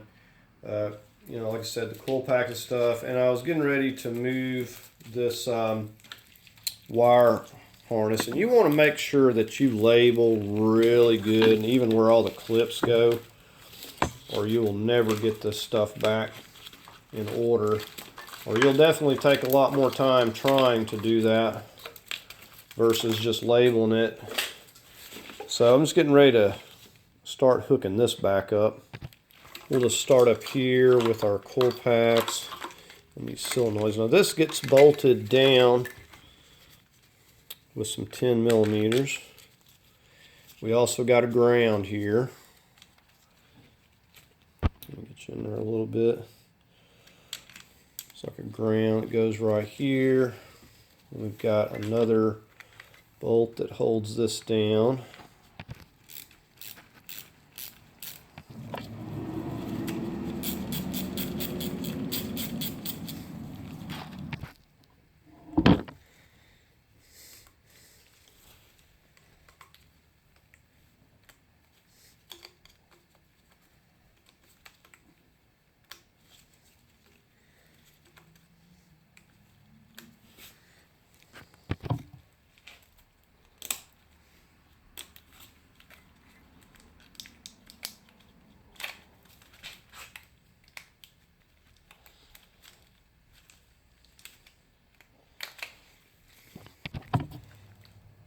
So if you push your little lock down, you'll have to pull it up and start over. If you push your lock down too soon, I mean.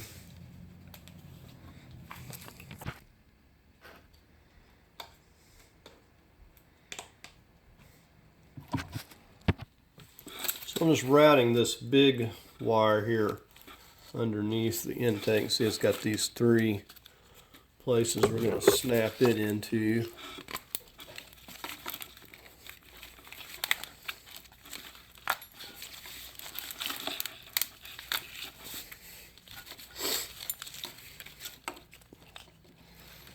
Get our knock sensor here.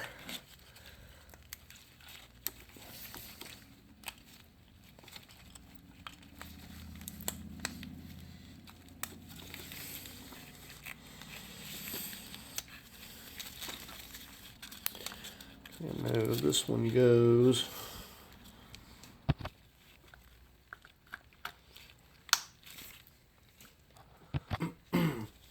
So I know this goes to the AC, but you know, You probably should label stuff, that way you're not like sitting here getting confused about it. This is one of our alternator wires, alternator wire. And like I said, we'll have to swap that bracket over here, but we want to get all these wires first. Okay, so now we're back over here where the flywheel, the transmission is going to go, and we're looking at this area. Now you see where I've got all these markings, so I know where to clip my wire to. And a lot of times you can figure it out, but it's going to take you that much longer. You know, if you get busy on something else, then you try to come back to it and you forget where everything goes.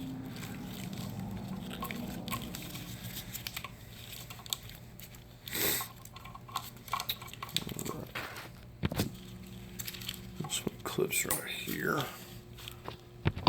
And I guess I should tell you, you're going to be using a pick tool a lot. A lot of these clips just simply will not cooperate when you go to take them off.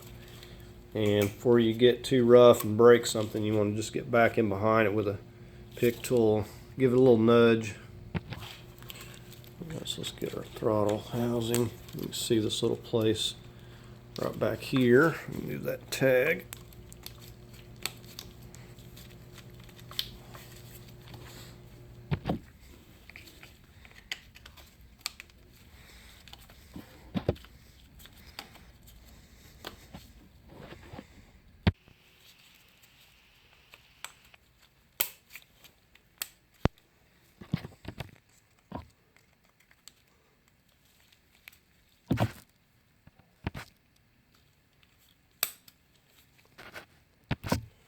Now on the heater hoses, I just use some 1/2 inch, screw style clamps and tighten those up because it had those just one-time use ones on there. All right, we're back here at the front of the engine.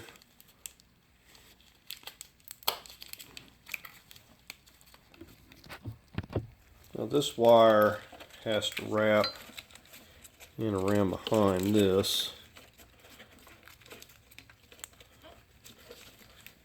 Actually, we're going to have to take that back loose. I had to take all 3 of those 10 millimeters loose to get that back in behind there. Right, so we're just going to get the oil sensor and the crank sensor here.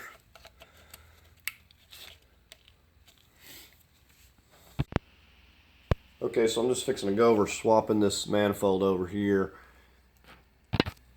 See, I've got a couple of lines that I'm going to have to swap over. Now, if you get one of these engines, it's not going to be uncommon that you're going to have a snapped off stud in there. So there was one that snapped on the other engine, but what I will say that these studs are some of the hardest that I've ever seen as far as like drilling them. And that's not the only problem. They are really glued in there. I don't know if it is like they use some kind of glue or they just seized in there. I don't know, but all of these I had to jam nuts to take and swap some over, and just unbelievable how hard it was to remove those. So extractor isn't going to work. So just to give you some great advice, if you do have some studs that you're going to have to remove, take it to a machine shop and let them deal with it. If you're good with the welder and you can weld up a nut and do it that way, that would work fine, but extractor is not going to work. And you may run the risk of messing your threads up, so you just don't want to do that. But these are all good. These are in here because the nuts actually came off like they were supposed to. The other ones, the nuts seized onto the stud, so we'll just place them in like a bolt going back in here. But I'm just getting ready to set it on.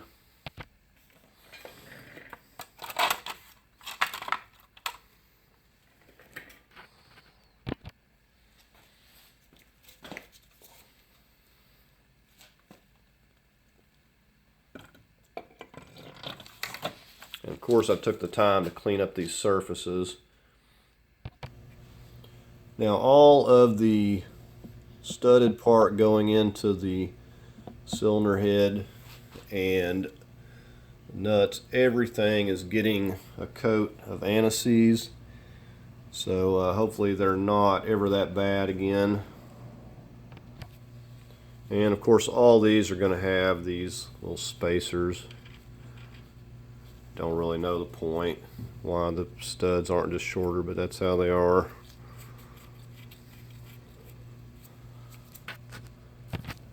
And for my ones that it's seized on there,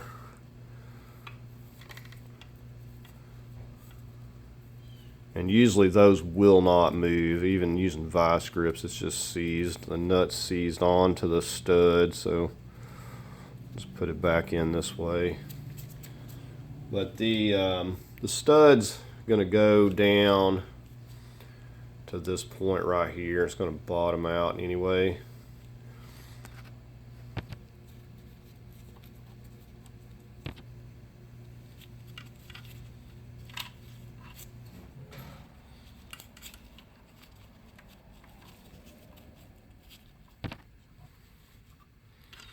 A magnet definitely helps getting some of these difficult ones started.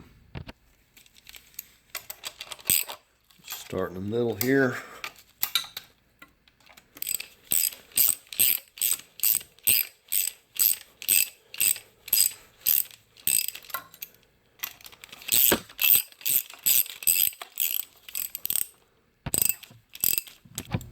Okay, again, we're just going to start in the middle, and I'm only going to torque these like 20 foot-pounds. You do not want to over torque these. You're just going to strip this aluminum.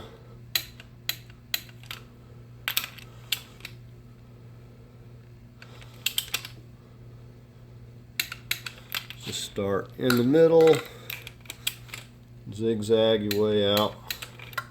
Make sure it's nice and flat.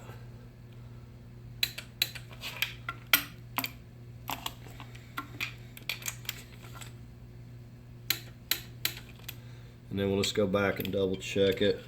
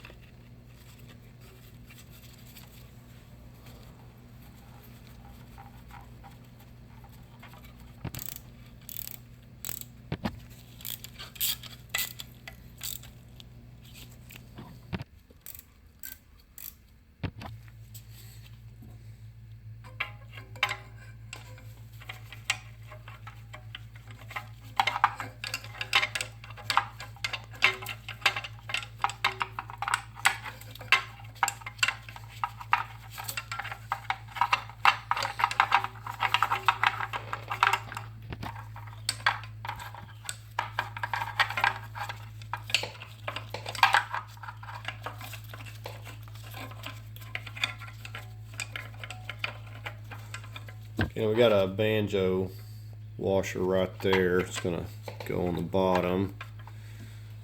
And then we got our washer right here. Just gonna loosely get this right here started. We got the same thing down here. The banjo washer is on there. It's actually stuck, which is good, so I don't drop it. And then we got the washer on this one.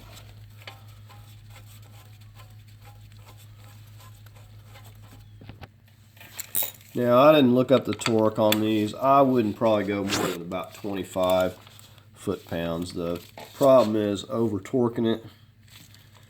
You can mess up the bolt. And I'm just going to be snugging it down with this 3/8 ratchet here.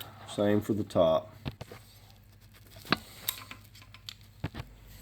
This goes down at the oil pan. We do got a little bit of an O-ring. Just going to put a little dab of this silicone paste on the O-ring. has a seal to the top as well. Alright, we're going to pop it down in there first.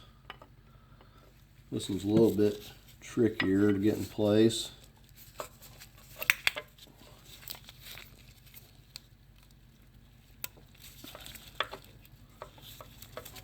Alright, so we got that. We'll slide it over. And again, you want to make sure your banjo washer is underneath there. So you'll just, basically you got a couple washers. You got one on here, and they're just sandwiching on there.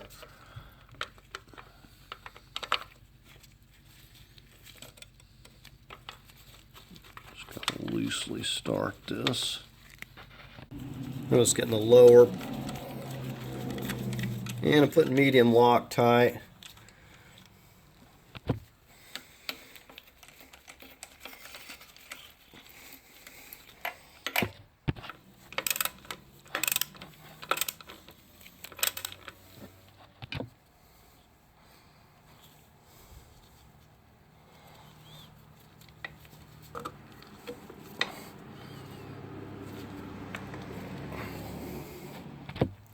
I had to give it a little push with this. It's pretty tight.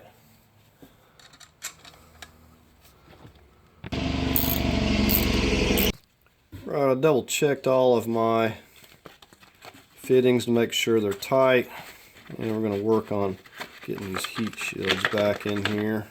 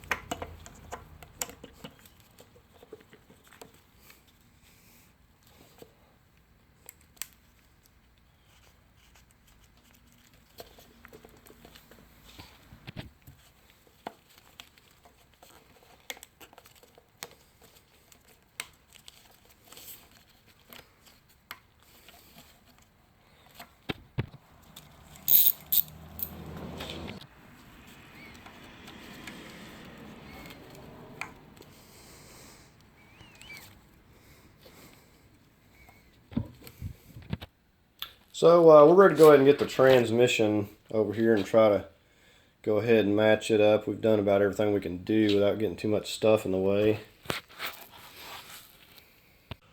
Alright, so this is our dual mass flywheel, and you'll note it's got these springs in here, and it's got some really heavy duty springs in here, to say the least. Now you'll notice these little tabs right here. I've got some white paint marks on them here, but these have to be twisted. This whole thing's got to be twisted, and those have to be reset to hold this into the alignment that you need to slide the transmission on. So you look right here, you can see where it's supposed to go in to this slotted area, and we got to push this back, you know, probably a 1/4 inch or so to be able to get this tab pushed down. Now when you push the tabs down, you got to be careful, don't push them too far, just push them flush. So we've got one here, one at the bottom, we got another one right down here. Get you in there a little bit. So you see how we've got to rotate this where we can push that down. So I want you to note this ring here, and you see the space here. So you can see how this has to twist in order to get the spacing so the transmission can lock in. So you see all of these, this is on the transmission, on the clutch pack, and that has to slide in there. You cannot put it in unless you twist this over here. So what's going to happen if you try to put this into place, you're going to notice that you're getting it close to setting down flush, but you need like 1/8 of an inch or so, and it's just not going to go, and this is why. So this is the dual mass flywheel reset tool, And these are not real cheap. There's a couple of different ones, but this is the Mopar version. Fiat has one that's a little bit more pricier than this, that's a little bit different, but this is the tool that you're going to need to push this down. You can see how it has all the special little legs and stuff that are going to go in here and grip this. Like I said, the spring is very strong, to say the least. Now, so I don't doubt that there's not some way of doing it, but you got to definitely be careful with your tabs so you're not breaking them.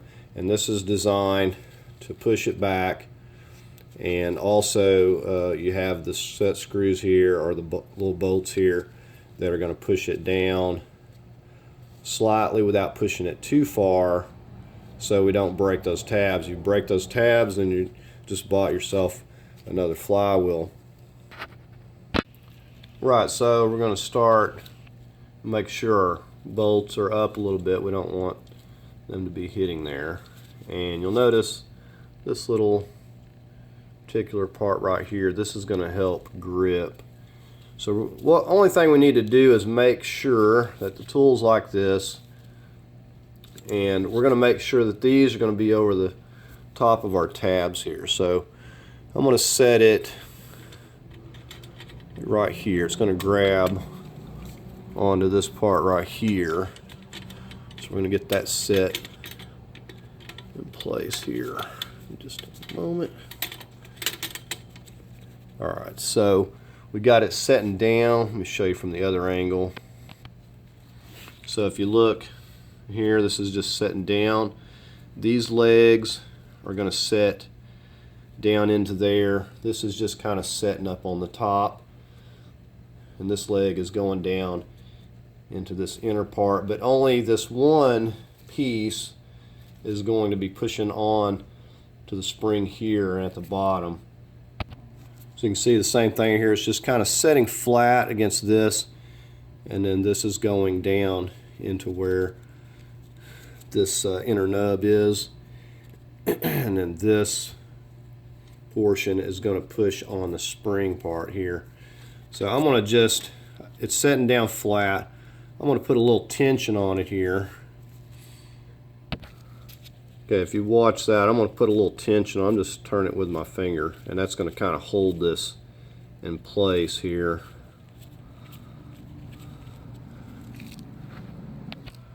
So let me just try to give you a view all the way around this. You can kind of see what's going on.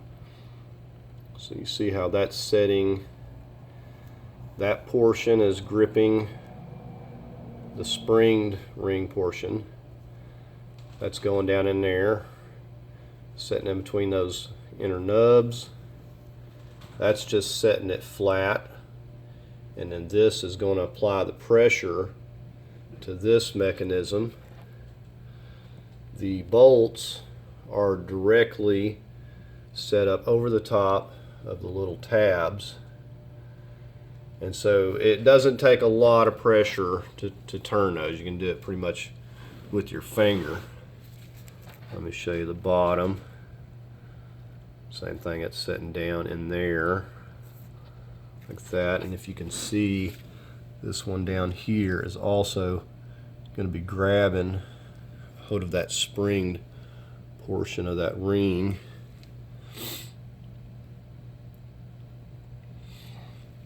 So it's going to be set up just like this, and we're going to take a, I believe it's a 12 millimeter. We're going to turn this here.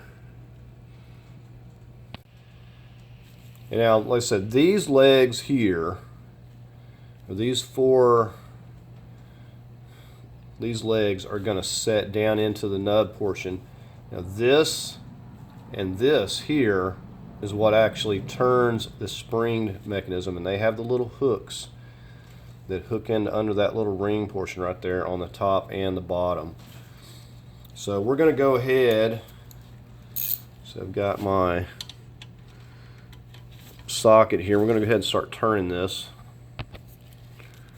Okay, so I've just got a little little micro ratchet. And we're going to start turning this, and I want you to watch these rings. So we're going to look on the top and the bottom. You look at the white dot right there.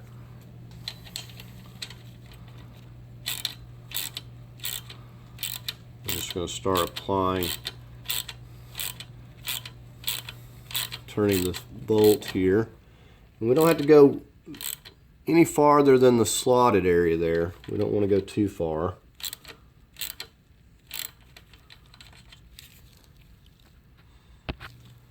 Alright, so now I've got it turned far enough for the top. We're going to take a look at the bottom too.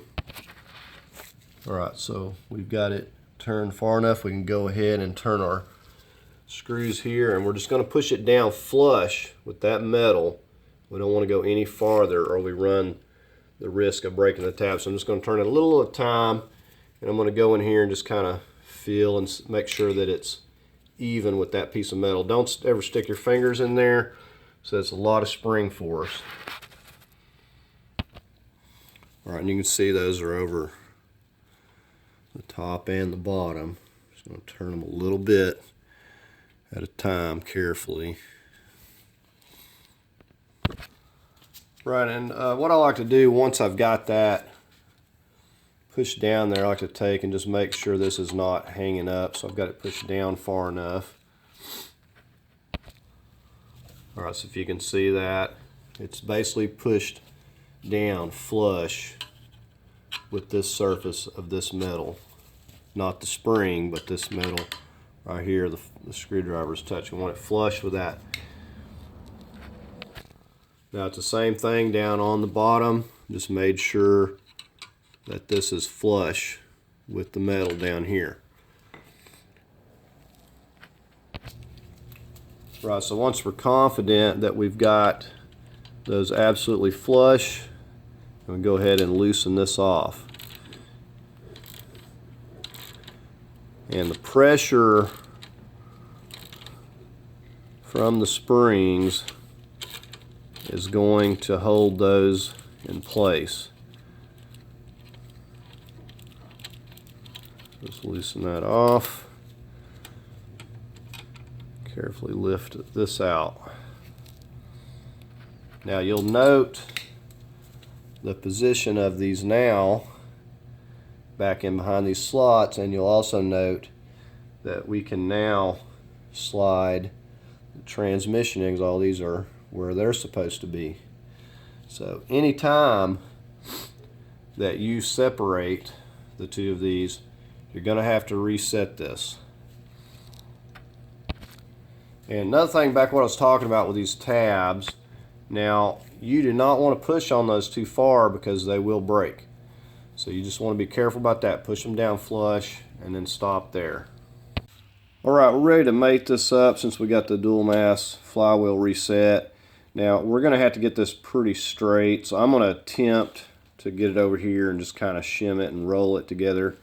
But you got to understand that this center bore has to go into that, and this thing has to line up pretty accurately. So I'm going to attempt to just roll it in place. If I have any trouble, then I'll hook it up to the lift here. But we're getting ready to go ahead and roll it in here.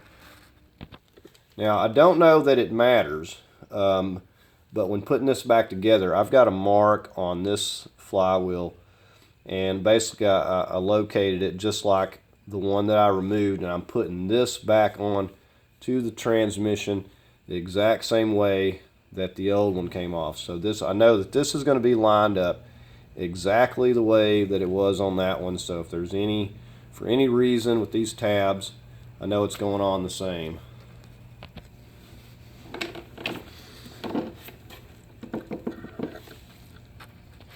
And take a flat file before. I done did this prior, but make sure there's no burrs or anything around either your transmission or your engine, and just take and wipe that up. So we got it real close. I'm hoping that we can just nudge this into position here. I got the bolt. I'm pretty confident this is going to line up. I'm going to go ahead and get my medium Loctite on this bolt. We were really close. Or I did have to get my lift over here. It was just hard lining this up, and getting the back just right. So I just kind of lifted up on the back here a little bit. Found it easier to start with this bolt over here. It has the alignment peg, and I'm just kind of rotating it a little bit and getting this one here started. I said just start them by hand so you don't get anything cross-threaded.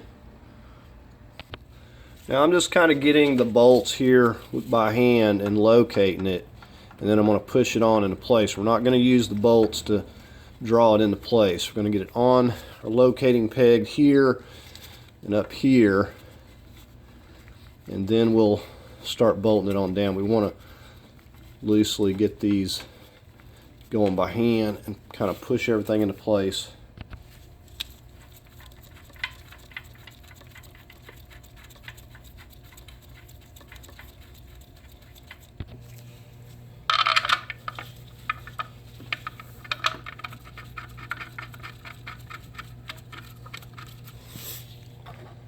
So like I said, I've just been working these down, and you have to just rock this thing. I even moved the lift there. I'm just kind of rocking the engine because I want to get these run all the way down on those pegs. Once you have it on the locating pegs, you're home free. But we want to get it down flat before we ever put a wrench on it.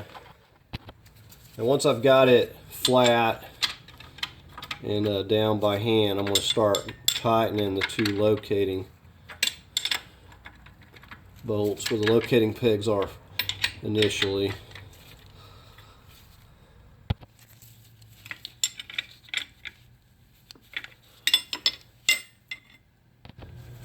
Alright, I'm just going to get these last couple bolts in here.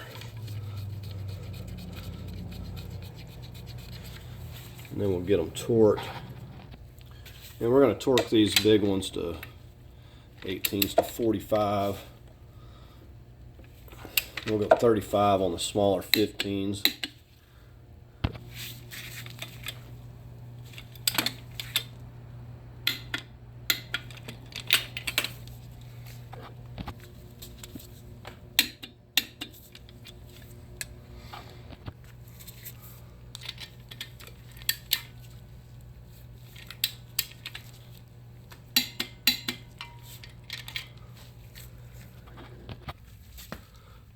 So I just got a couple of these 15s on the bottom here.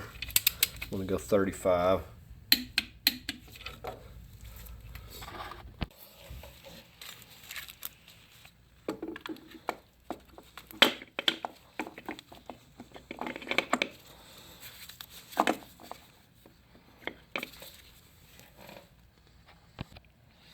Got the alignment peg right there.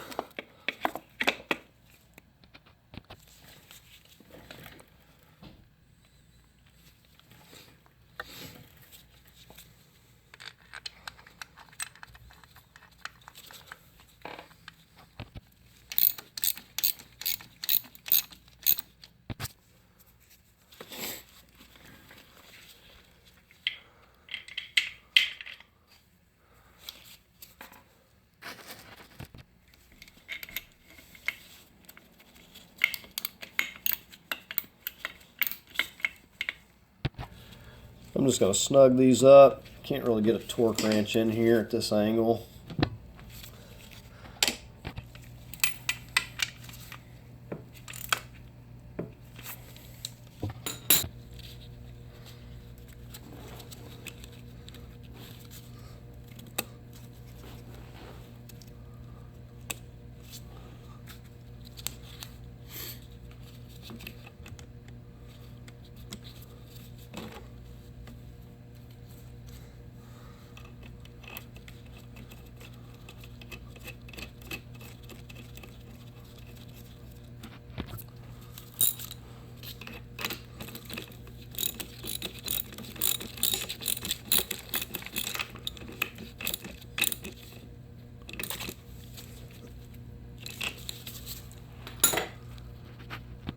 So we got our heater hoses on, of course, and we're going to leave the alternator out at the moment.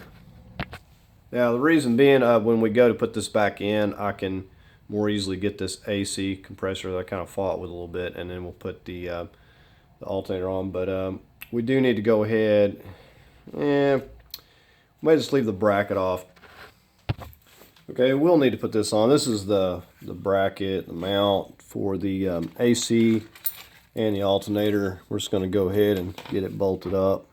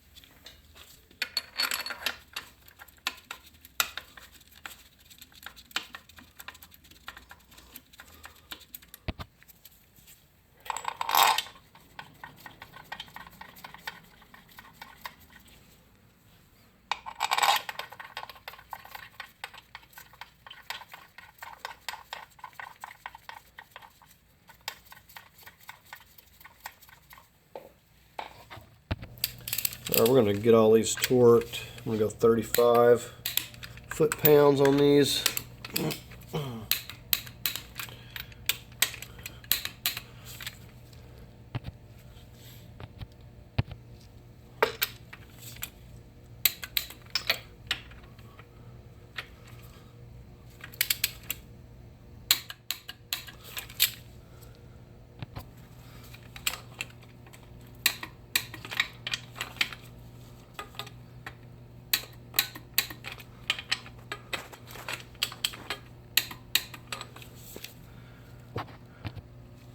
I'm going to get this tensioner. You got the little nub right there, goes in that. Some medium Loctite.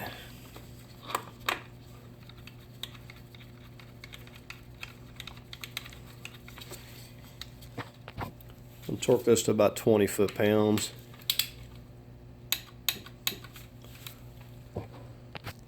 Okay, and like I said, we got this bracket taken care of. We will wait and leave the alternator off, so it'll be easier to get our AC compressor mounted, and then we can easily put the alternator on. So we'll just leave that as it is. Alright, got enough put together at this point. I'm going to leave the exhaust and stuff off here for now and go ahead and work on getting it in the car. And so it's a windy, cold day, but we're going to start wheeling this thing under here.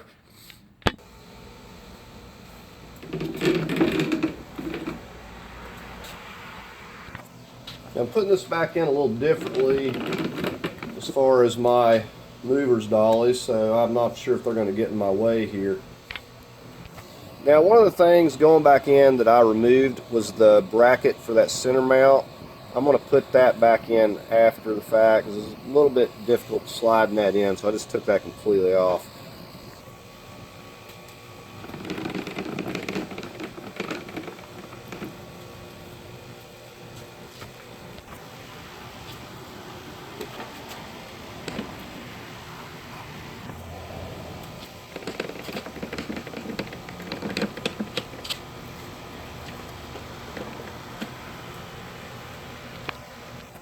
Alright, I'm going to work it over into position here and start lowering it. I can already tell that my boards and stuff are in the way here, but this is how I put it back together because I had the engine on this dolly and the transmission on this dolly, and I didn't want to bother moving it again. But I can tell that this is in the way and this is in the way, so I'm going to have to readjust it here. May even have to get my lift here if it's not going to work out. Just so you can see my problem, I've got it sitting on here like this, and this was in the middle before, so it cleared the frame. And now that I've got it sitting on here like this, I'm not gonna be able to lower it enough to get my mounts on, so I'm gonna have to get the lift over here to lift it up. So if I'm gonna do that, I might as well just lift it into place. Okay, this is where I've got this hooked up at. I just went around this mount down here with a strap. Now watch out for any of your connectors and hoses.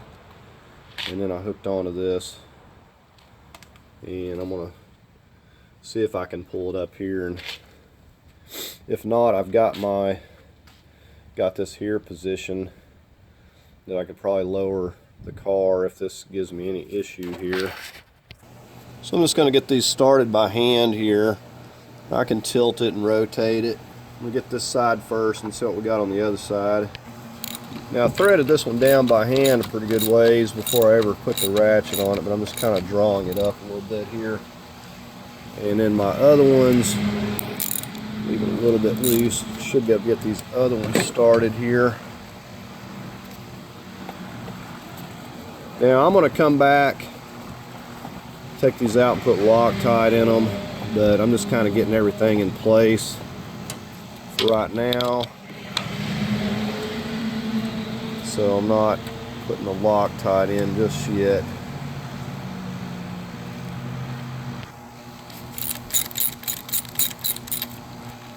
Now you notice this wasn't leveled out. I just kind of got one bolt started and just kind of twisted it. You just want to make sure that you get those bolts started by hand, because if you get it cross-threaded, then you're going to have problems.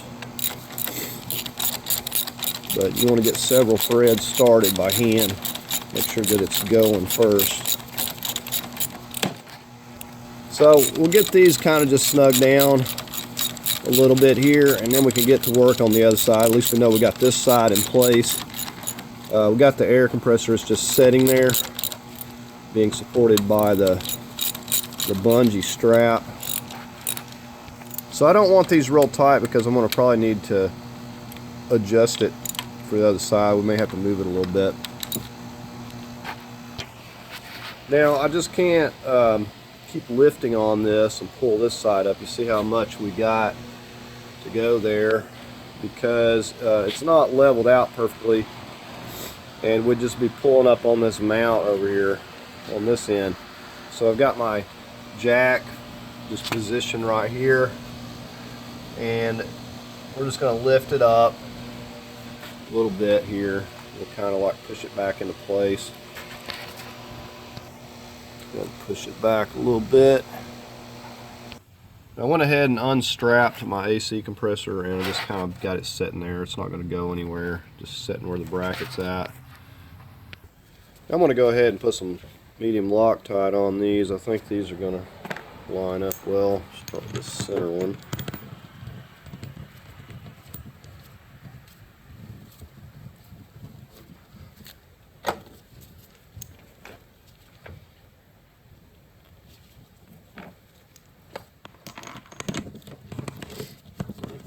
This one around a little more.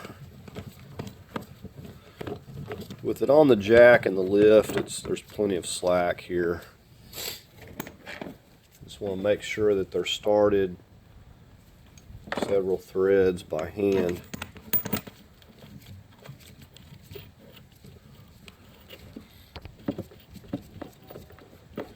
Let's pump the jack up a little more. These are 18s. Now you can look at where the washer was before. What I like to try to do is put it back where it was, so everything's kind of lined up the same. Don't know that it matters a whole lot, but I'm just coming back over here and putting these where they were. Then I'll go back to the other side and see if we can do the same.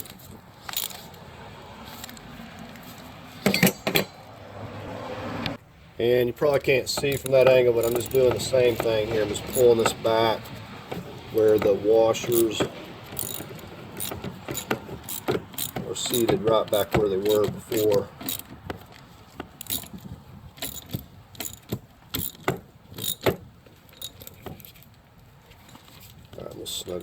snug the other two. I want to go ahead and torque these to 55 foot-pounds.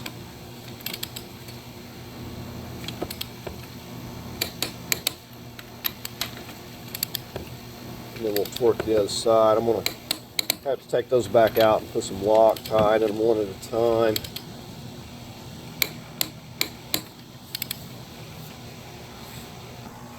I'm going to torque these to 35 foot-pounds.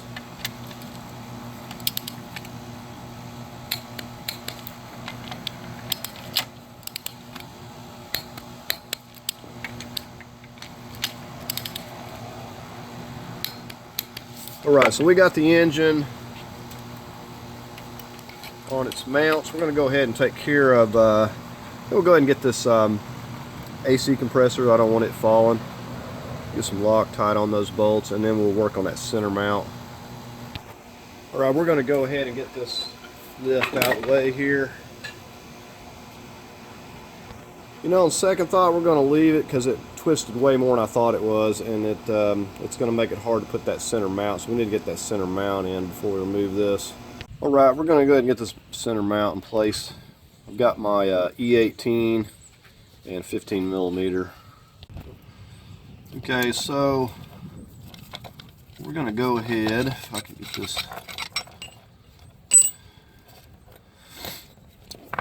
we're going to try to get this here placed first.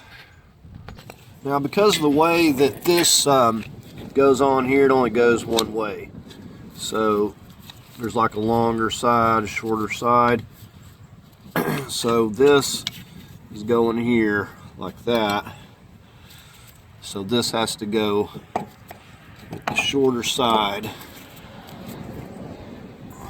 facing this way. So we're just going to get this into place here first. Alright, so we got that slipped in there.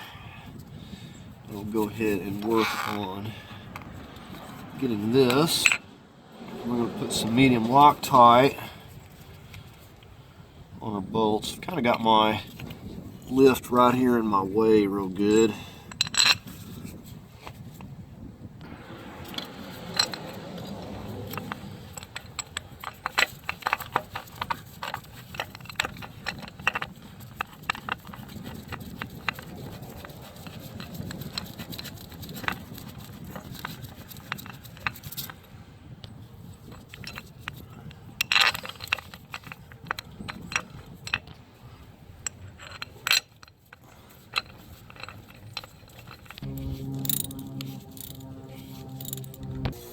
Okay, and this vertical bolt here's an 18. Work it in place here.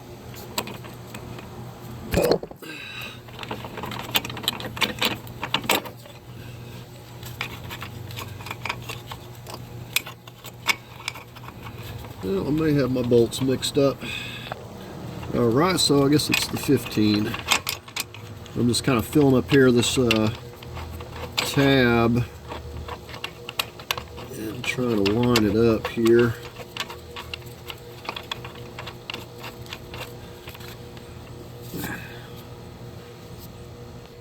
And you can see that tab right there is going to hold it while we're tightening it up. Now these anti-rotation tabs are self-locking, so I didn't even need any Loctite on this.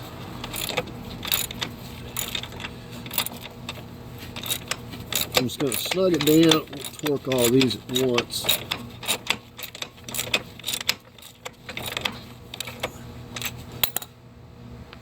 We're going to slowly lower this hoist, and hopefully that'll go right into place.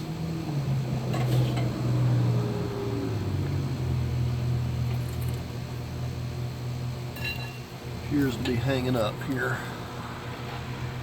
Okay, the problem, I'm going to have to pull this down while it's going into place. It's hanging up right here. All right, let's try it again.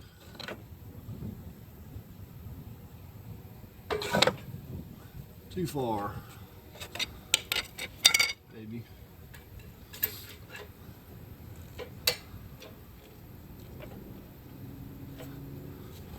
Let's see what we're looking like here. Yeah, we're pretty close. All right, so this bolt gonna come through the other side. Get this on here. This is the 18 millimeter bolt.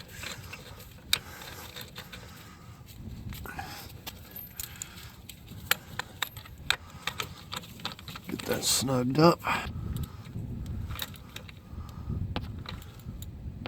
Okay, now we can get the lift out of the way. It is right smack in the way.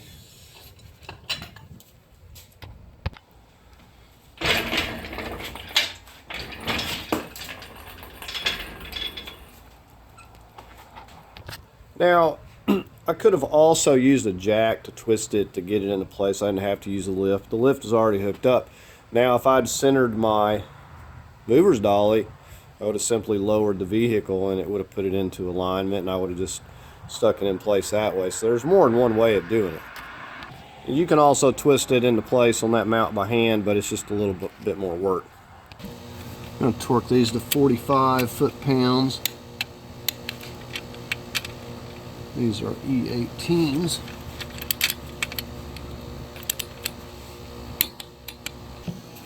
.15 millimeter, we're going to go 45 as well. And we're on this other side on the 18, we're going to go 45 on this.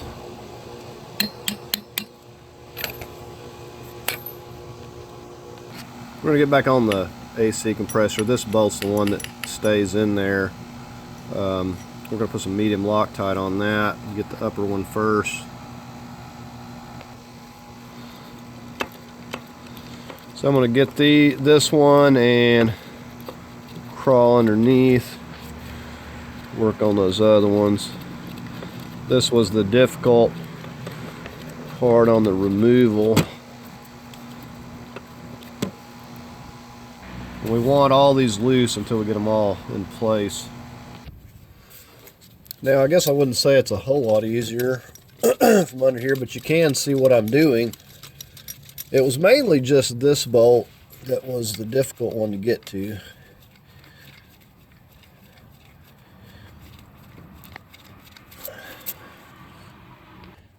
Now, you'll also note this bracket right here. You want to make sure that you got that back on there. Hold your wires.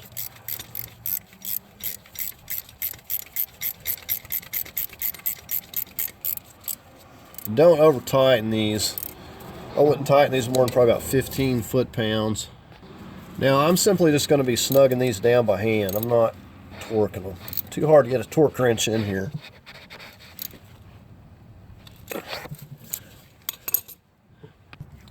We've got our little wire connectors here, if you can see them at all.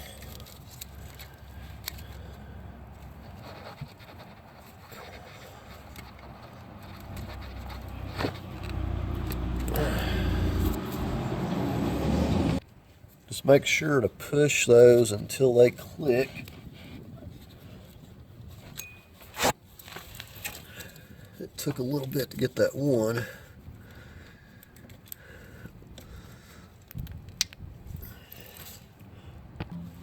We're going to get these heater hoses while these are nice and handy. Now these are labeled which one's the top.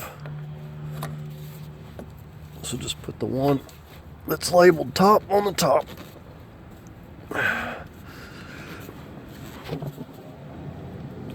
Alright, it's not going to lock in place here. Well, a lot of times you can take some of this, little bit of this dielectric grease and just put it around those, and then it'll go a lot easier. Well, let's try it again. There we go. And these things will never stop leaking either. One thing you can count on. Alright, just make sure they're locked in there. Alright, we're going to get this alternator in place here.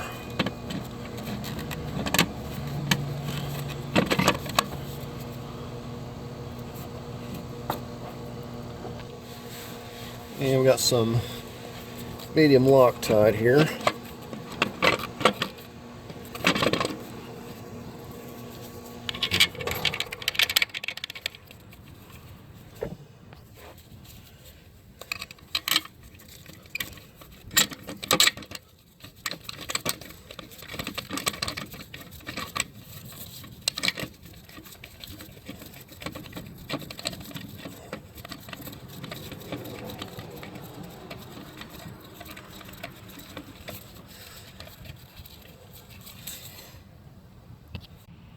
All right, we're going to torque these to 35 foot-pounds.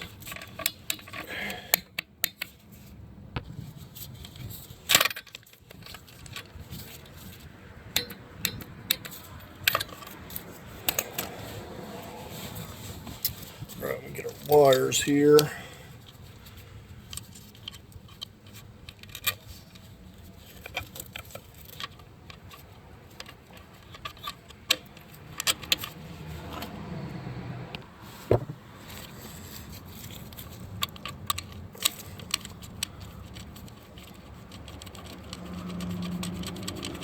So 13. We got our little 8mm.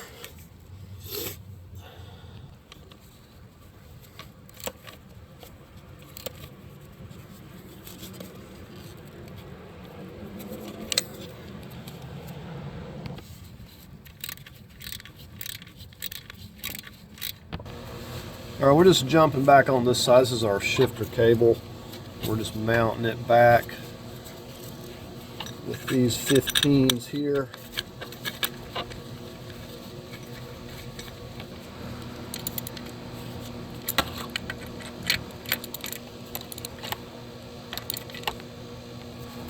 I'm going to torque these to 35 also.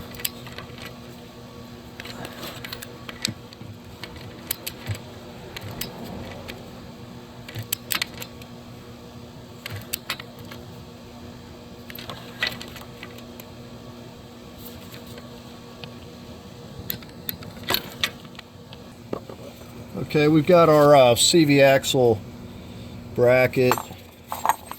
It's going to go just like this.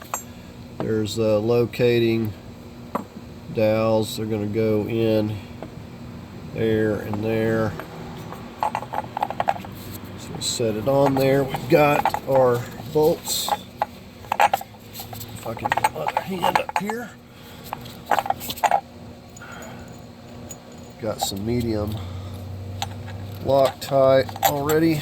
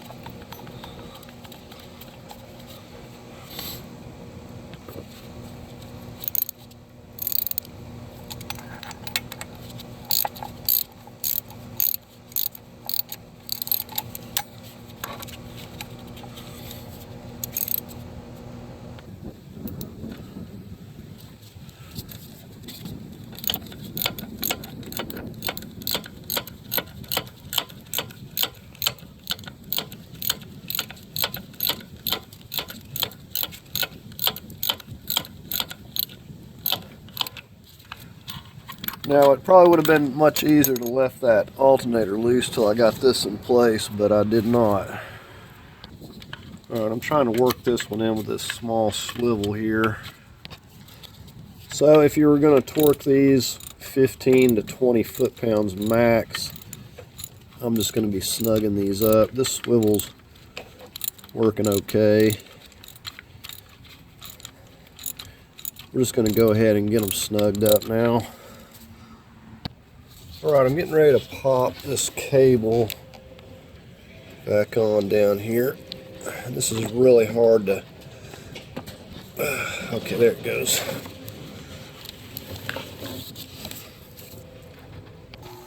Alright, I'm going to get this connector here back in place.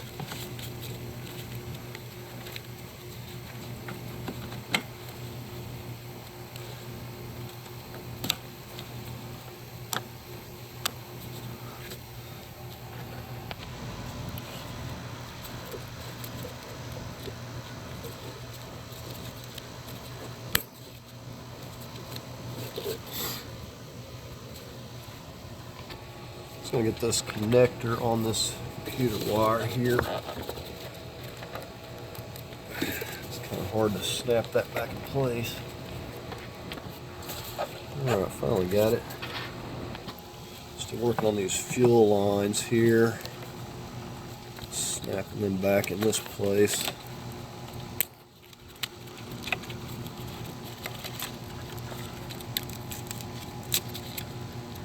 Looks like I'm going to have to lock this one in before I can move the other line there.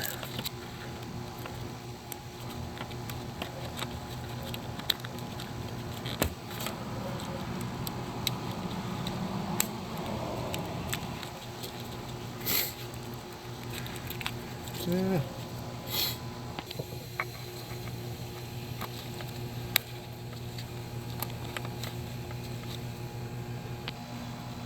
Got this little ground wire.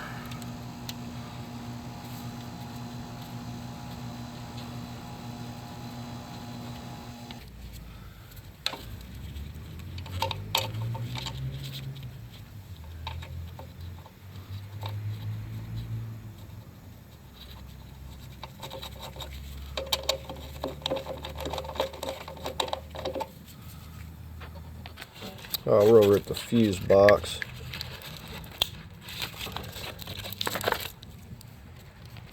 I'll tighten up these two 10mm on the box here.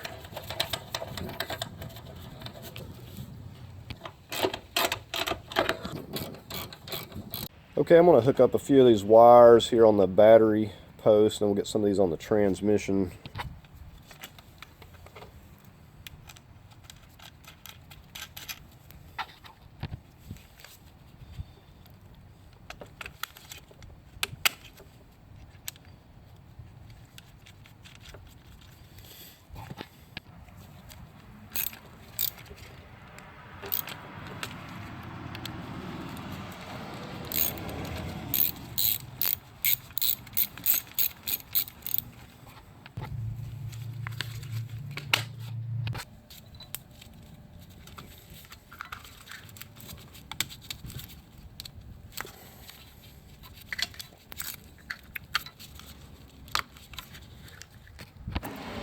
Got to have the little yellow safety lock up there. I think I've got it around backwards.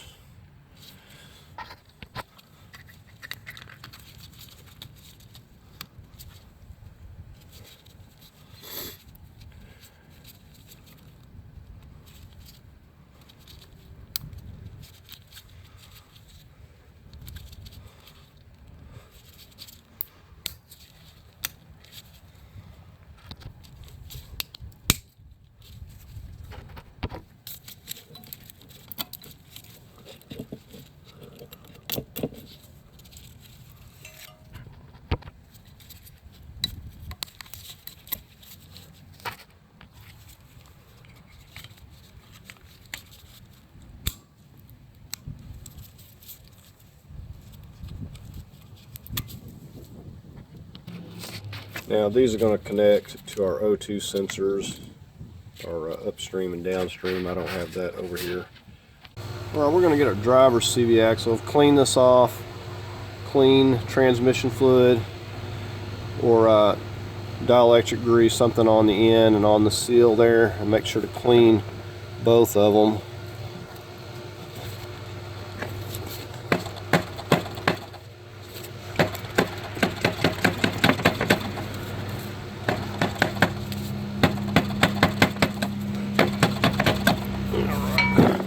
Just want to be a little stubborn.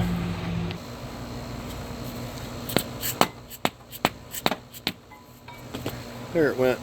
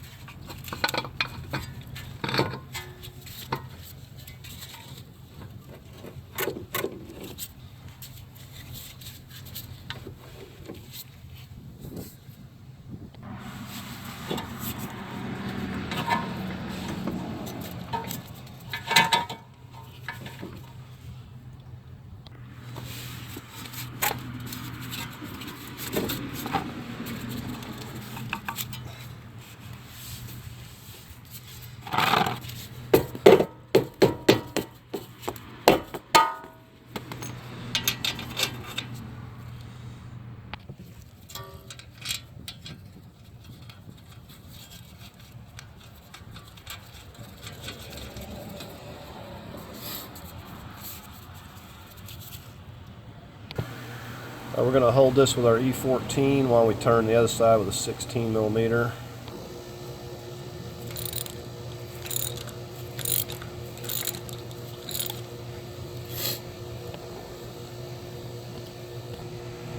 I'm going to torque this to 40 foot-pounds.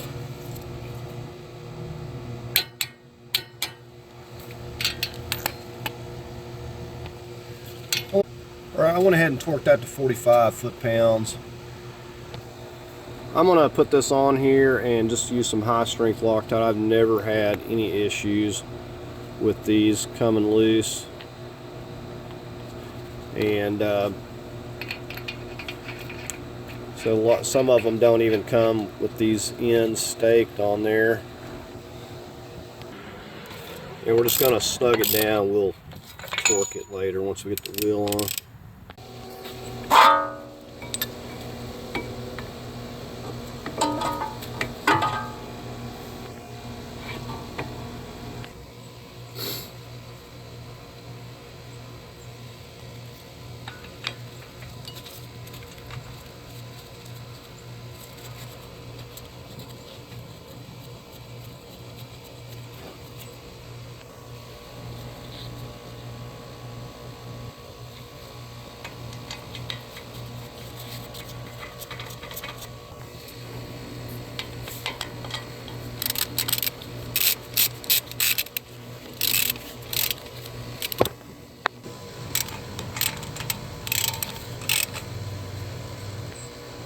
Alright, these call for 129 foot-pounds.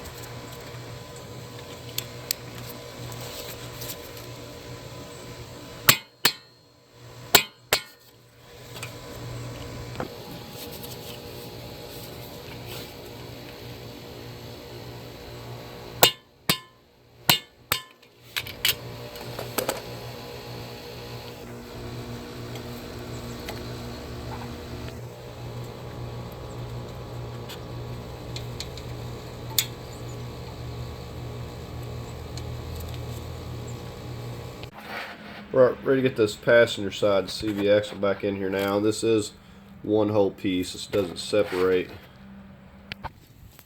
And we also put some clean transmission fluid on the end and on the seal.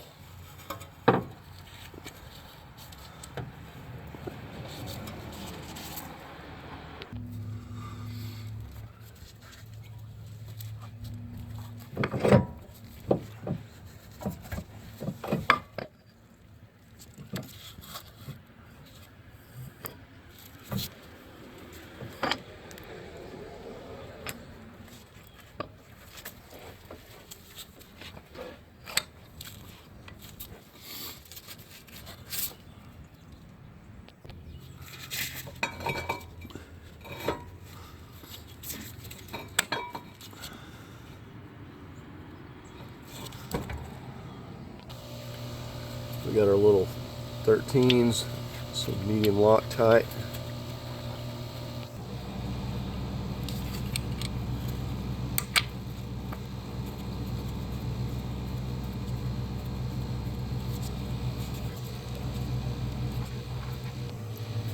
Got an extension out here. We're going to torque these to 25.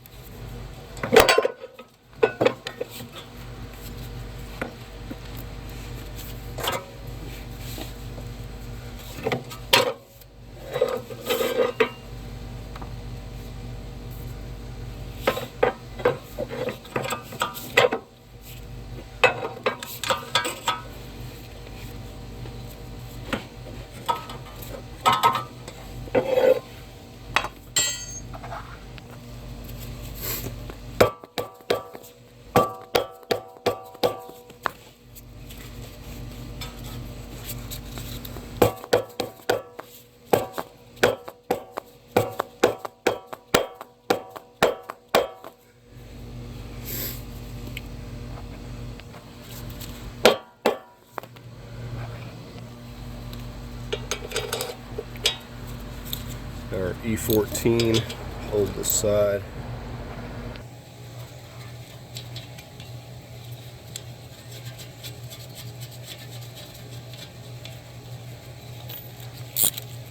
Got our 16 millimeter.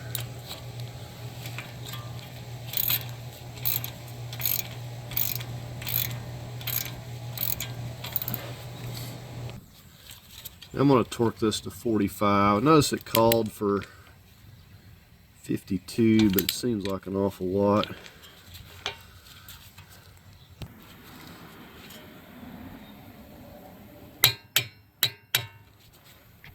I'm going to put this back on with some high strength Loctite. And we'll just run it down, torque it once we get the wheel on.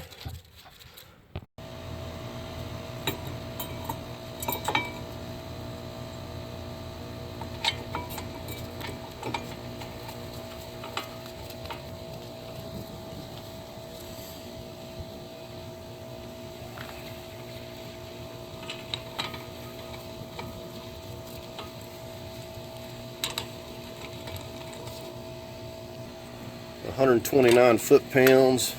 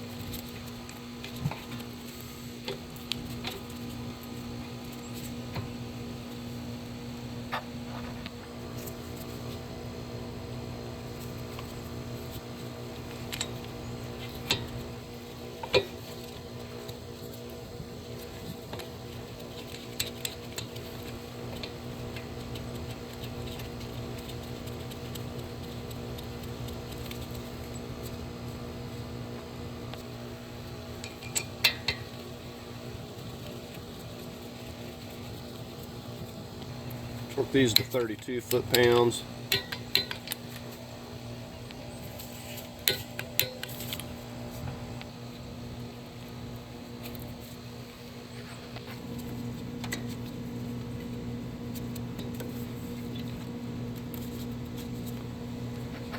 Alright, I've got my intake and my exhaust laid out here. We're going to try to get this stuff hooked up now.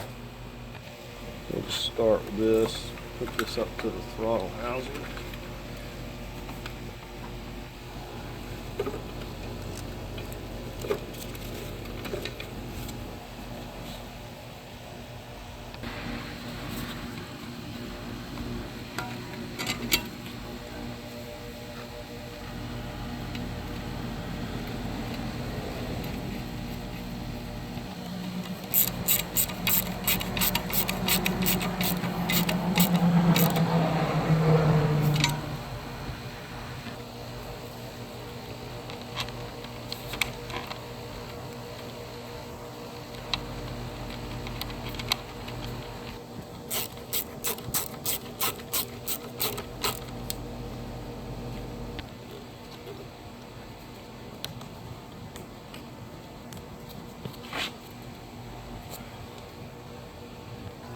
Right, we're just snugging up this 7mm band here.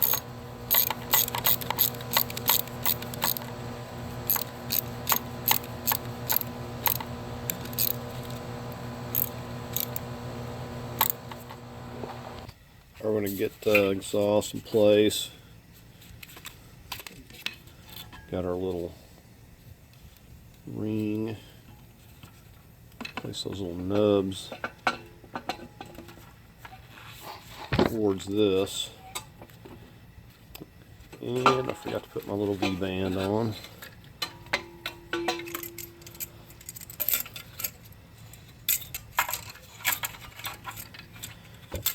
just going to go like that. Sometimes you need more hands. Okay, as I'll slip the band down on here so it's a little bit easier. Just gonna kind of push that together. Make sure my marks are lined up.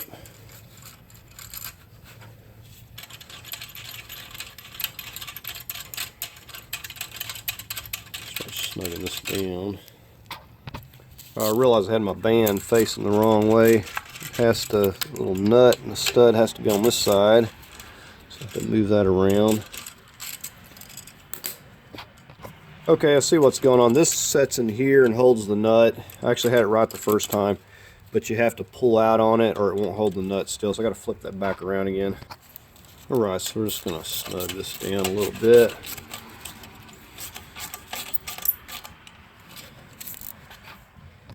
All right, before I torque that, I'm gonna go ahead and get these 13 millimeters for this brace in place.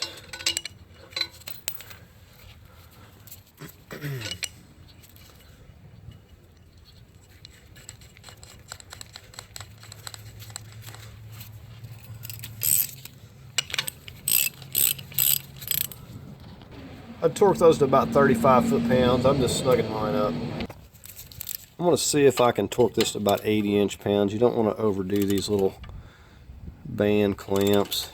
I don't know about that. Alright, I backed it off to about 60. It's kind of making me nervous there. I'm slipping this O2 wire back in its little spot here. It's got some little clamps and it goes back in behind here. And this upstream O2 clips in here, best I remember that way. I don't know if I got it backwards or not, but I know it slides in there. And this one clips here, and then the part on the exhaust down there is going to clip here. And we'll connect that. We're just going to start sliding this back.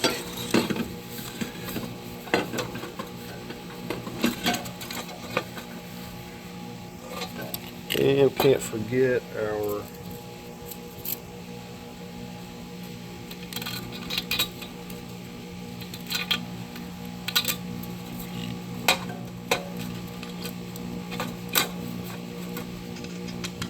put that on there to hold it. Now this sensor goes up here. Flip that around.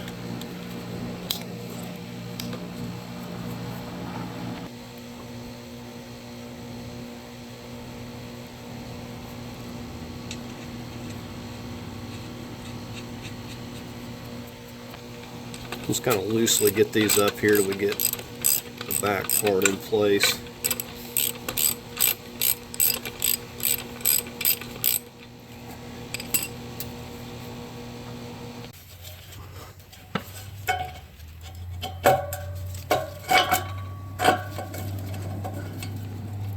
Make sure your gasket is in place there.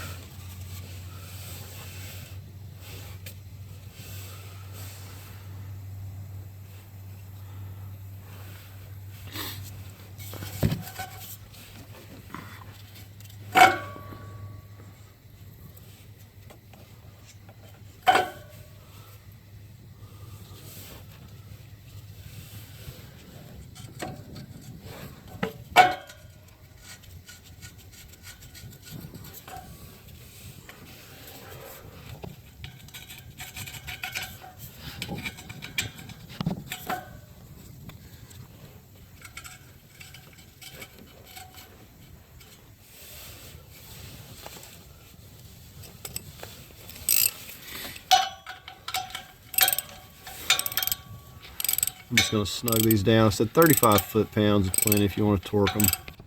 Alright, we got those tight. We're going to move up here to the front.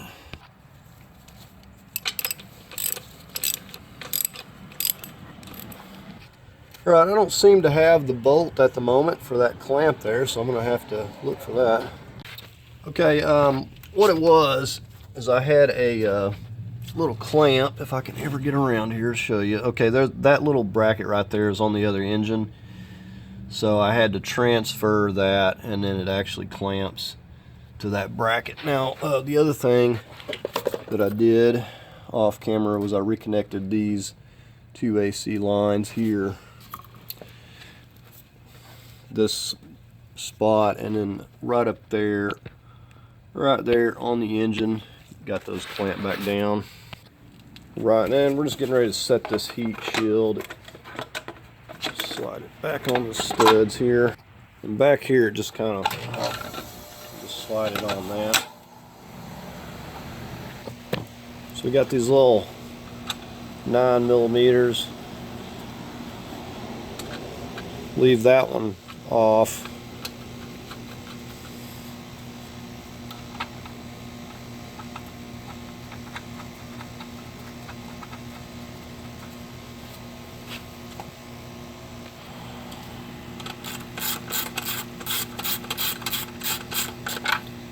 I'm putting anti-seize on everything.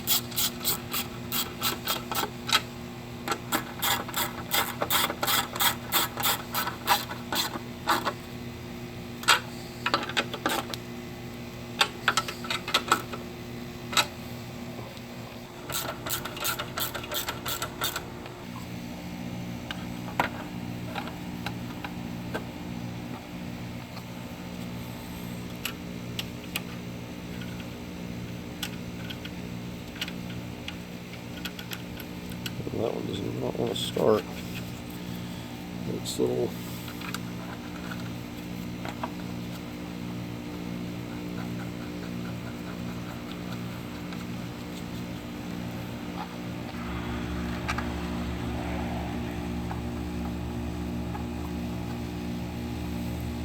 These are 10mm.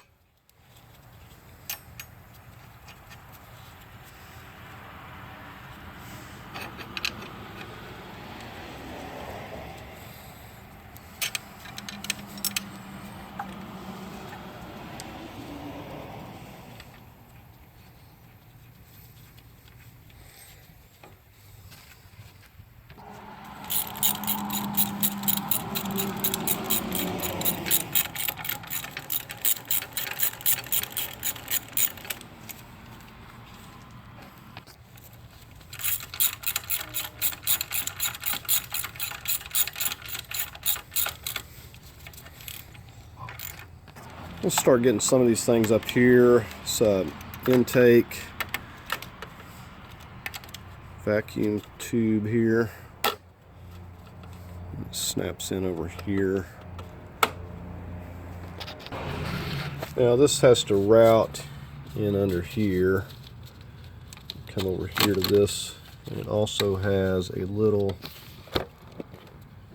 clip right there that goes into the side of that throttle housing, if you can see that.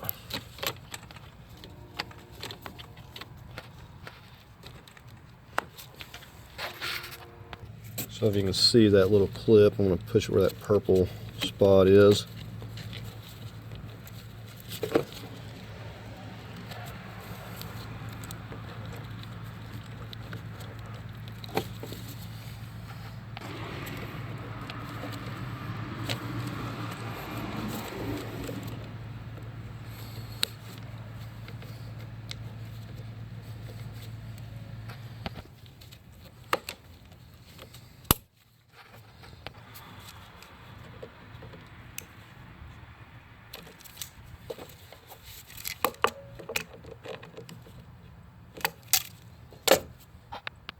This coolant pump just goes down here on to these studs.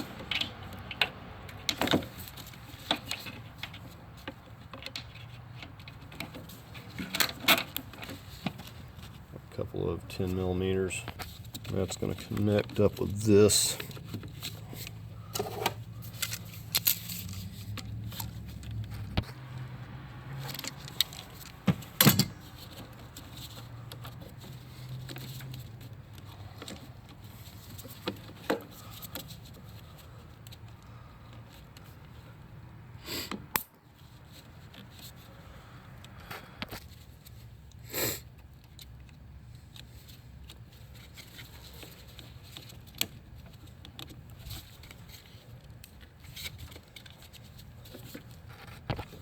And this is going to clip here, run it underneath, and get it back over here.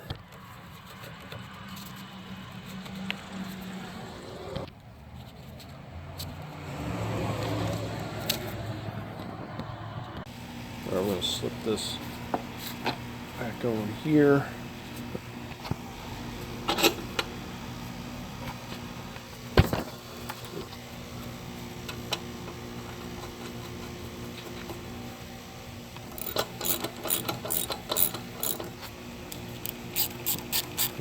Using a 7 millimeter here.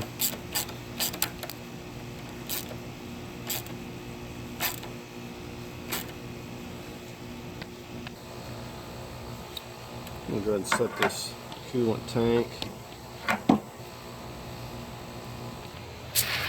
right, so we got that routed.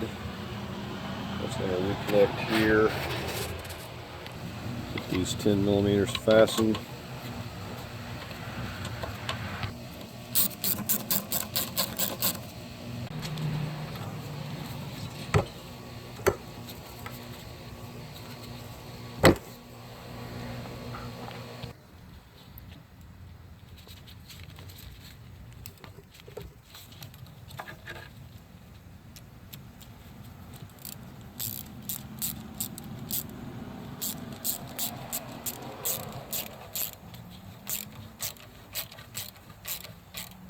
Alright, we're going to get to work on putting these subframe pieces here in, and what I like to do is just kind of get them loosely, or not loose, but just semi-loose, and bolt all of the front end here and kind of tighten everything at once. It kind of draws everything nice and even. Alright, we got us a little bit of medium Loctite on here.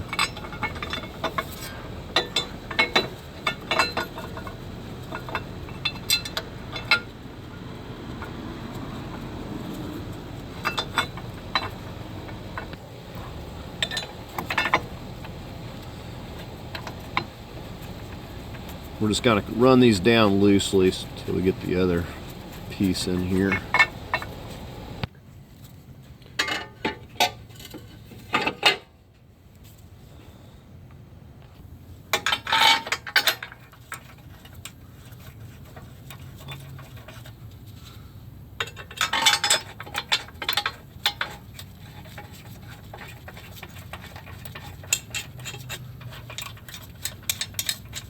So we'll just run them all down, but we're not going to get them tight. And we got our E18.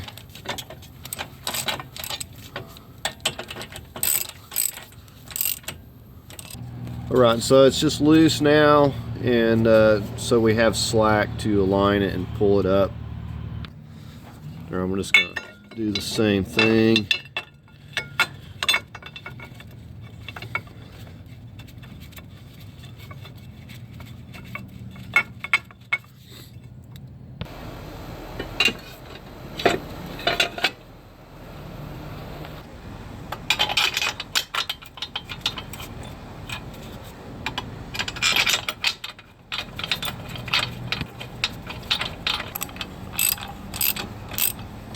Right, I've got my radiator fan, and we've got a bucket sitting over here. We're going to go ahead and get the radiator set on here and start hooking the hoses up, kind of hold it in place.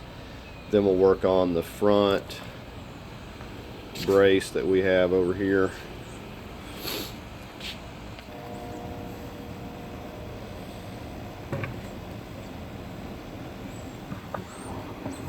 Right, so it'll just kind of hold it there temporarily. It's got a few blocks, get it to the height that I need here.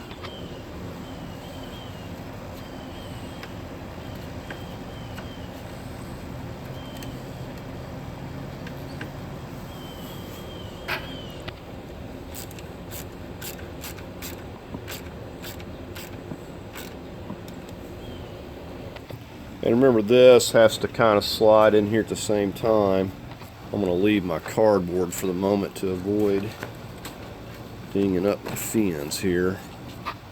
So once we get that lined up, we should be able to push that right into place.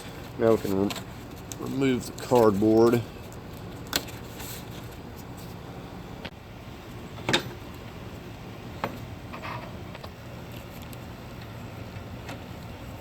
They're 8mm back in place here.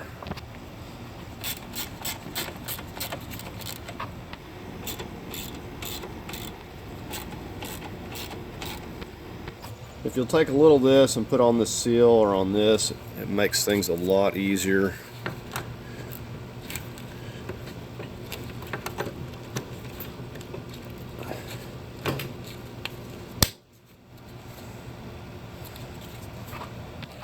Now, I didn't cover putting the belt on, did that off camera, but I did get that belt back on there. Alright, we're going to go ahead and slip this radiator support back on here. What I like to do is kind of get these bottom legs on here first.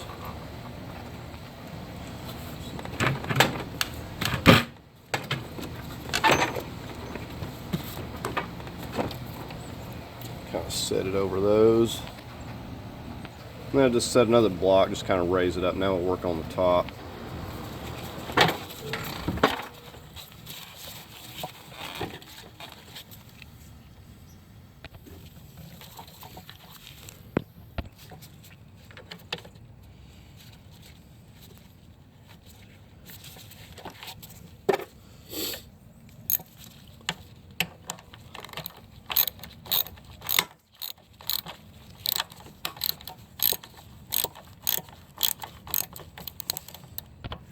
These are T25s, by the way. Now we'll get the other side.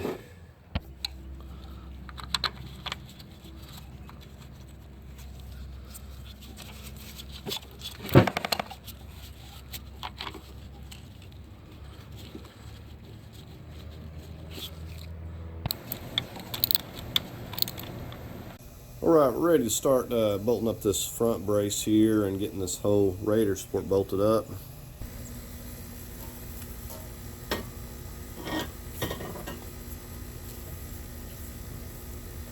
Got a little 10mm.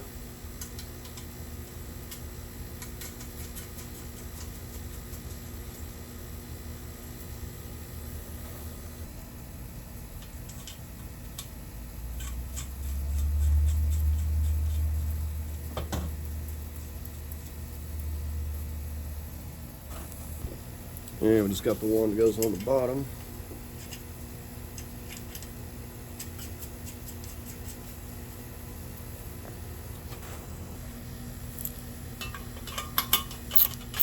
Get these snugged up first. Start getting our 15s. Oh, the wrong ones. Hold on. Alright, to pull it up into alignment there. I'm just going to use a little medium Loctite.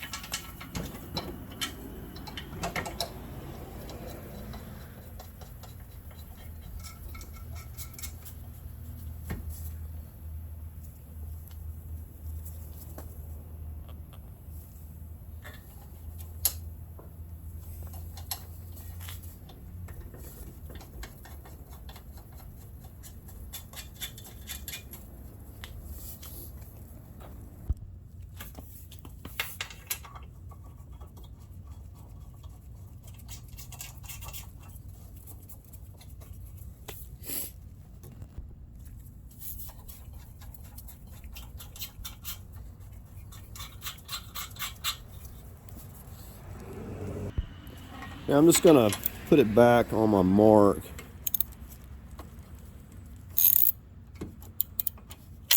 On each side, so we've got everything back where it goes. We'll go to the other side and check it. Well, this side looks pretty good. So we'll go ahead and fasten these top ones down. I'm going to be torquing these to 35 foot-pounds.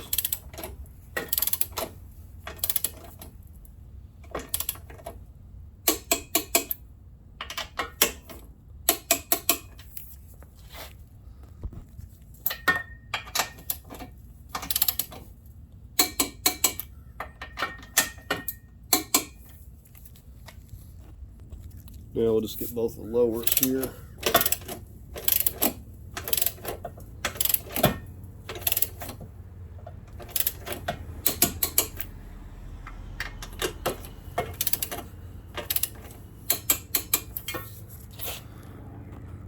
Said we left this loose, that way this will pull up into alignment. And we got a little medium Loctite. So once we get it lined up, then we will work on tightening the back ones.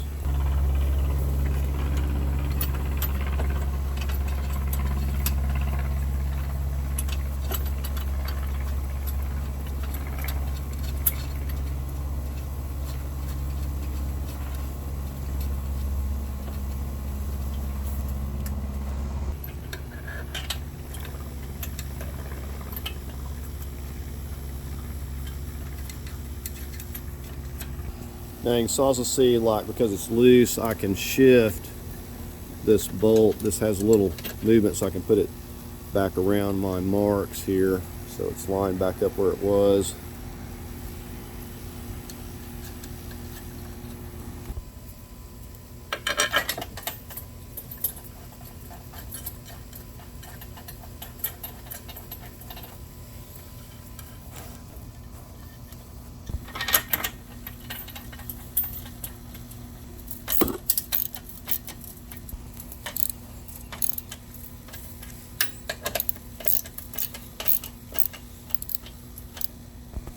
The 35 foot-pounds.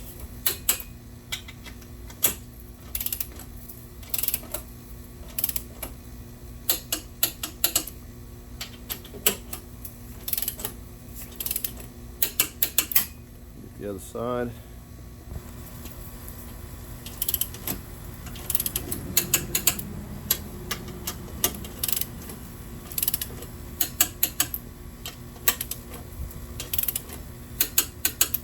Now we'll get the back ones. We're going to go 45 on these.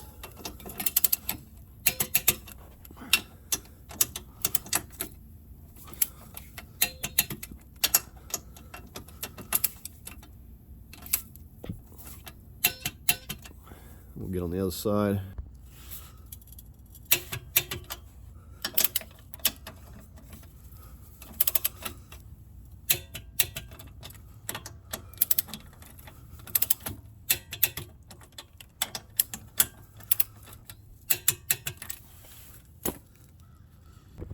All right, we're back over here at this transmission. I've got a grounding strap I need to put right here when I got it on my mind.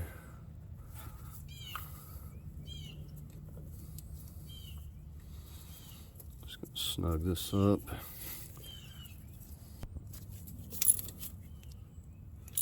So 13 millimeter.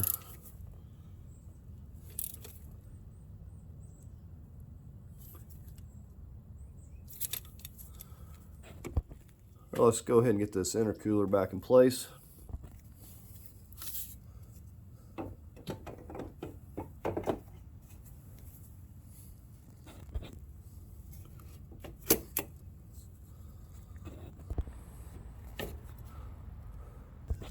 Got our T30, a little bit of Loctite.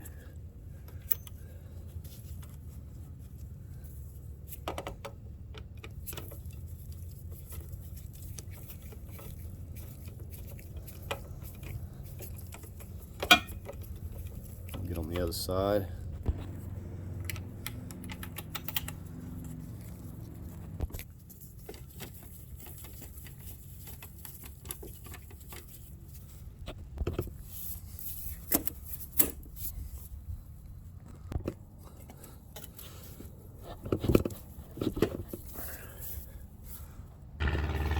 This one's a little bit harder to get together than the other side. Alright, I'm going to set this little plastic shroud back in here. I'm all but certain I've lost most of these little plastic clips. Let's pick this up from the bottom. Work it up into place here.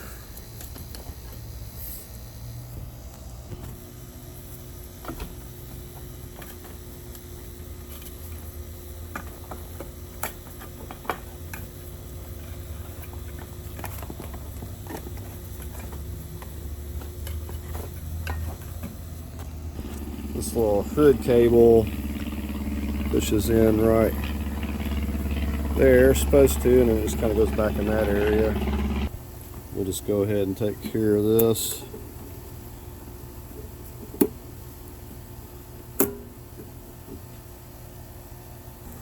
We got a couple of places this little shroud clips underneath this port.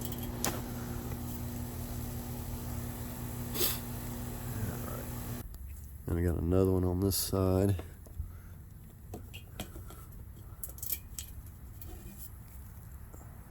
Get these along the bottom if I can find the right ones.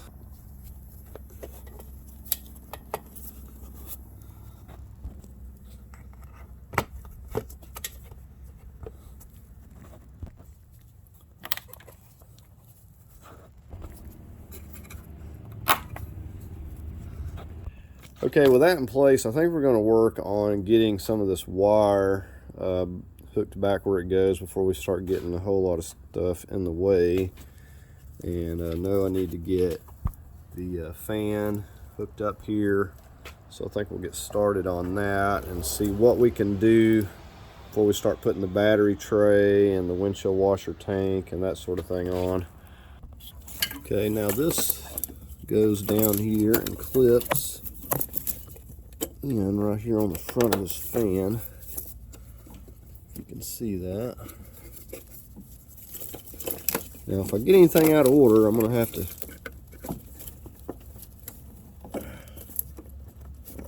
take things back loose, so you got to be careful. We have this wire for this airbag sensor. We can go ahead and get it back in place here. And it clips here.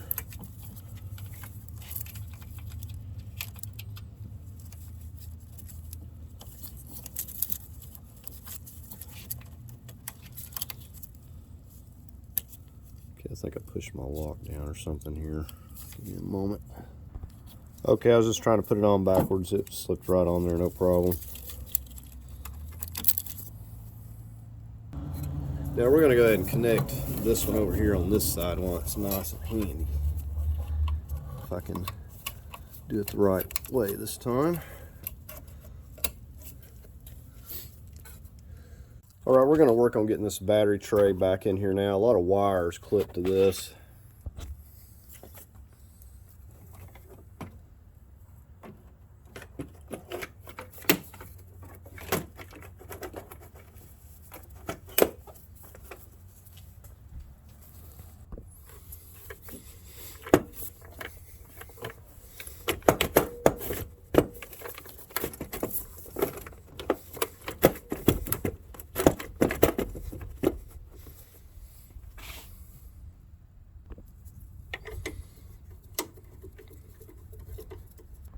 I got the two that go underneath here. I'm just kind of reaching underneath, getting this in place. I'm actually not even going to put that back one in back there. It's just not even necessary. But it does make it more difficult to remove. Just reach on here with a ratchet wrench, getting this one.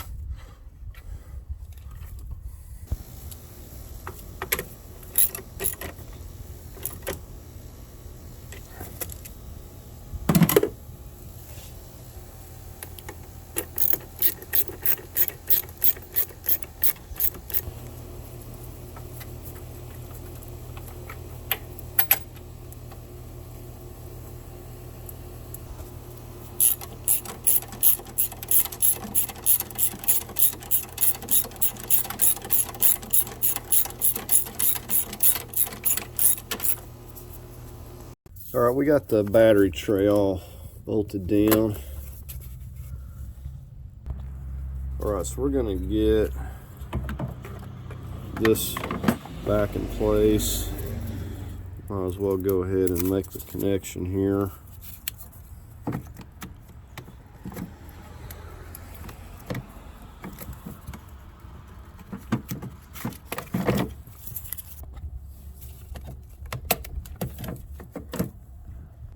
Now that's just going to slip down and we'll get our 10 millimeters down here.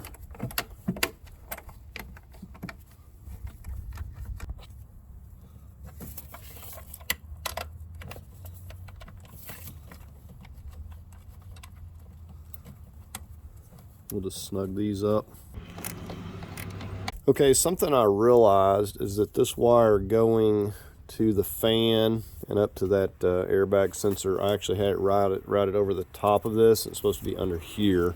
It wasn't until I was going to put in the washer tank here that I realized it. So I'm having to reroute that. It's not a big deal. So this wire running to the fan clips back onto here. You can also tell when you go to try to put your clips back, if you got it routed wrong, things ain't gonna clip where they're supposed to. All right, so this is going to slip up through here, and let's see, it's gonna go on these studs.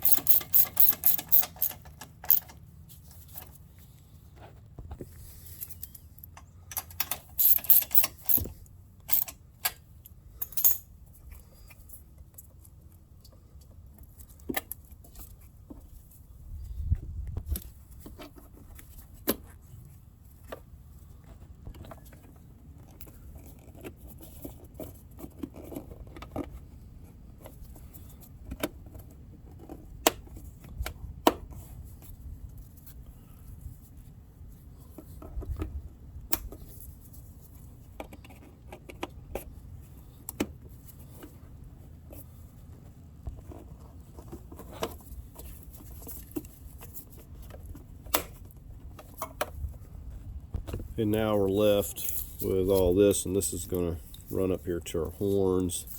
Start looping this around.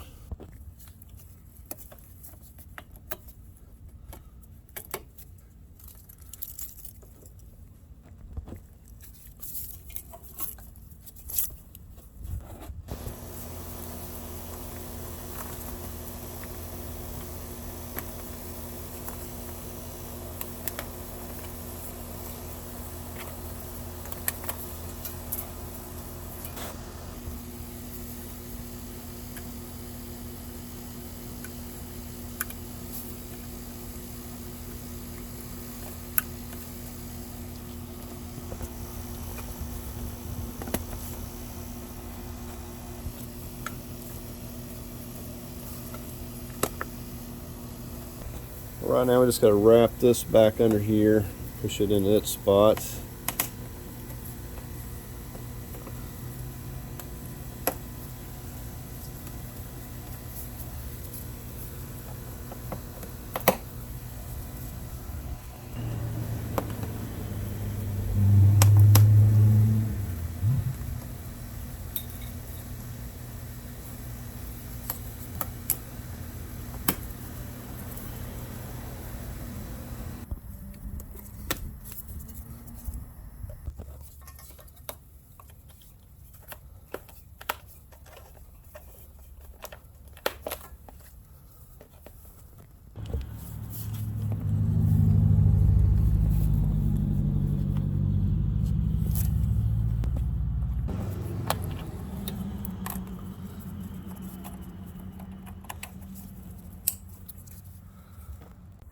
to get this piece here back in place for air.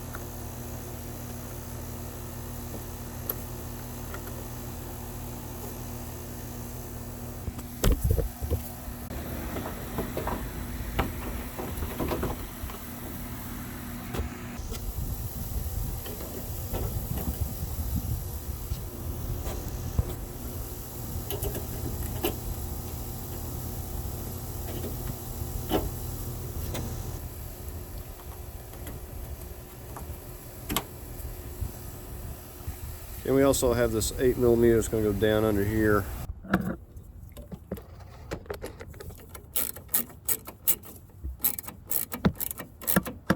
Alright, we got our headlights bolted down, getting ready to get these two pieces on here.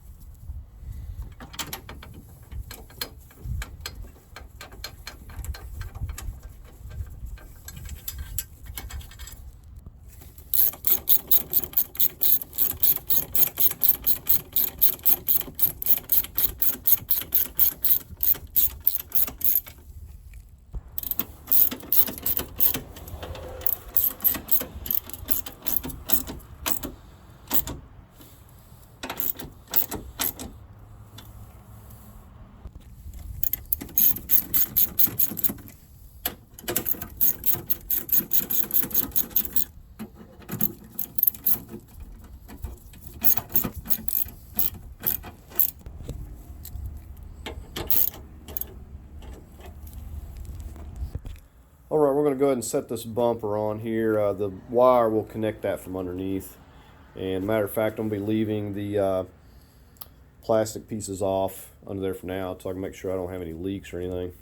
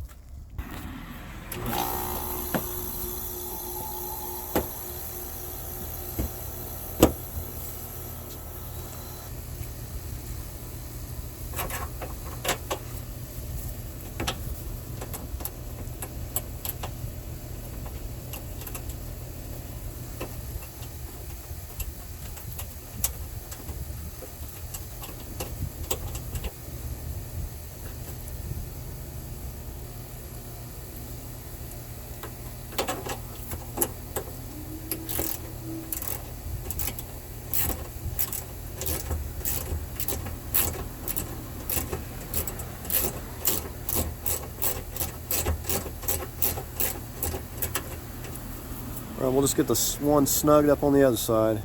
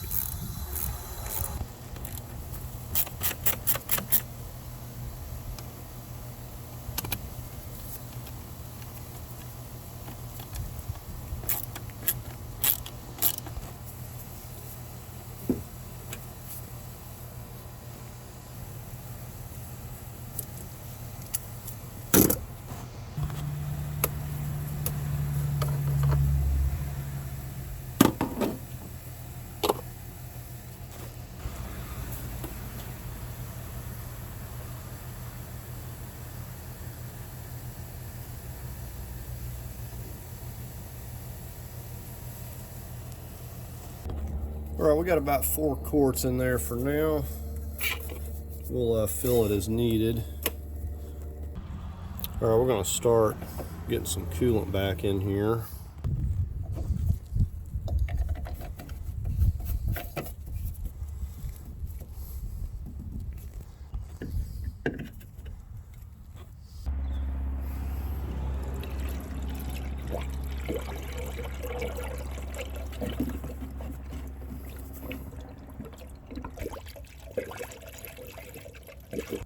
All right, so I got a little over a gallon back in there. That's all we're going to get in there for now. And you see how easy our connector is to get to all this plastic out of the way.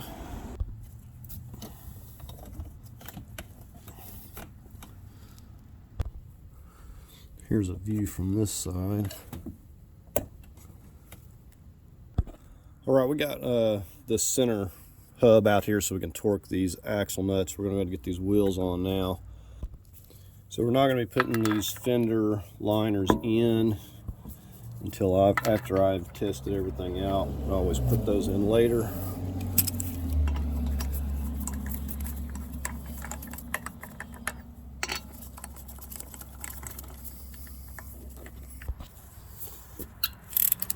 course, we're not going to be able to torque these till we get the vehicle on the ground.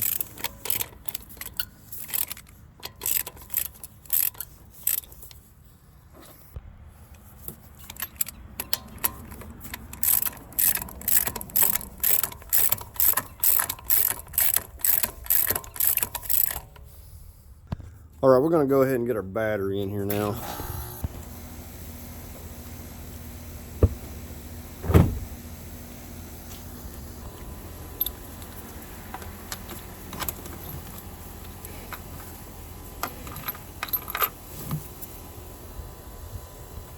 All right, I had to run backwards there.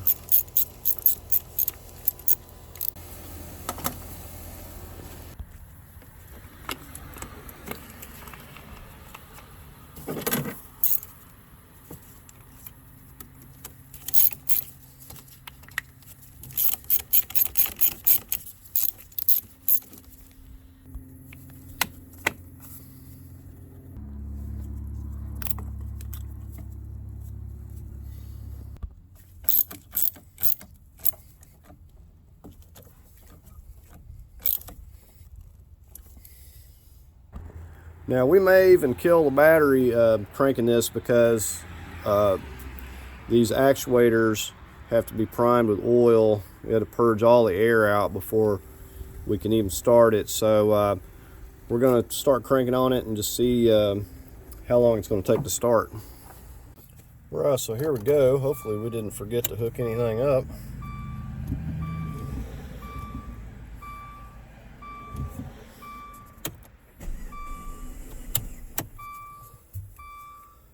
So it's going to sound like that till it gets the oil actuators.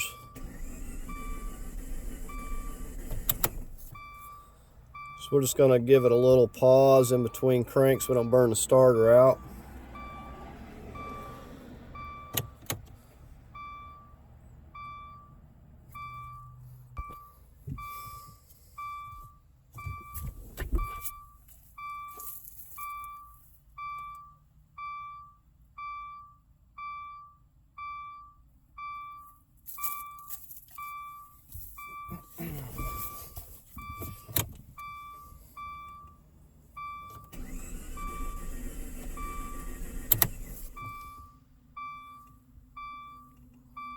Alright, I would say that I've cranked on this about 20 times and it's not cranking yet, and so I stuck the compression gauge on it here, and I actually got it up to 100 psi, so I know it's getting some compression, but still don't have it cranked up. But I was worried that I wasn't even getting any compression. And they say to push the gas pedal down when you're cranking it too, so we'll go ahead and crank it. So now it's not climbing again. I'll let it set a second.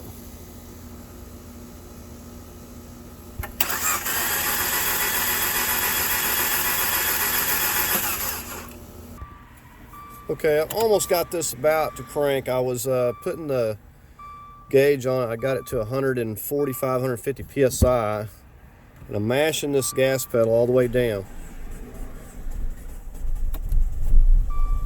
Okay, there we go.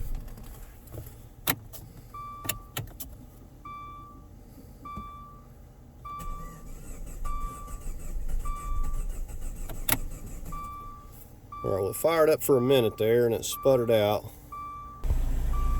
Alright, so I just had to get my foot off the gas. Said if you push the gas pedal down, it keeps them from flooding out while you're cranking it. So we got it cranked up here now. It's about dark, but it took about half an hour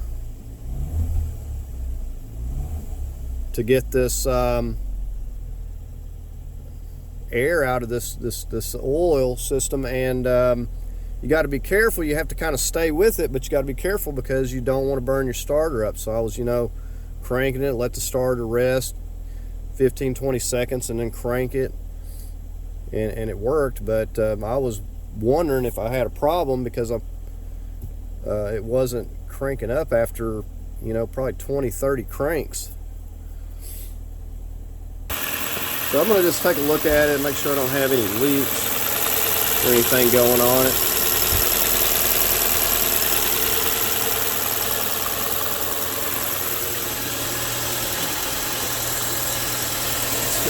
lights. I'm probably going to run it a little bit and make sure I don't have any leaks here, and we'll take it down the road in the daylight. It's about to be dark. It's dark so early, and it took longer, way longer, to get this cranked up than what I thought. And I almost thought we had a problem. We don't have any leaks under here yet. We'll have a lot of smoke because we got a lot of anti-seize and everything on here. And we're going to monitor this. Go in and look at the heat gauge.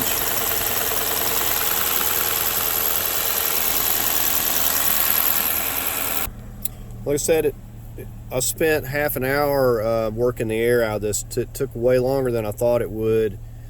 And of course I wasted time with a compression gauge. But another mistake I made, I think I flooded out the plugs, so I didn't have the gas pedal mashed to the floor while I was cranking. I think that was my first mistake, so I had to take the plugs out and dry them out. So that may have been half my problem there. So once I got those dry, I put them back in, and then I left my compression gauge on and I cranked it probably about 7 more times, and then it jumped up to about 145, 150, and I went ahead and put that last plug in, and that was right before I started video, and then it cranked up. So I think a lot of it was due to flooding the spark plugs out. Alright, so I moved it on to my coolant temperature setting, if you can see that, if it'll focus in. Just moved it onto the display there. I'm just going to keep an eye on this right now, letting all that anti-seize stuff burn off. And so I'm going to run it a little bit, and then I'll probably just let it set till morning. I'll should be able to come out and top that coolant off. All right, we're back out here today. First thing, we're going to go ahead and get our axle nuts and lug nuts tightened here. You notice I've already got the vehicle lowered down here. We got this set to 150 foot-pounds. I've got my 1 7/16 inches.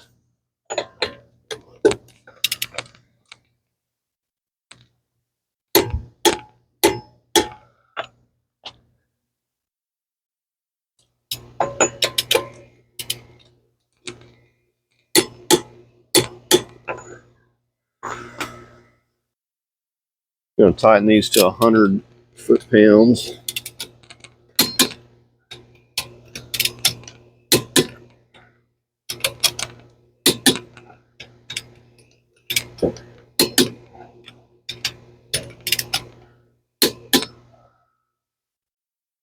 So we're going 100 foot-pounds in a star pattern.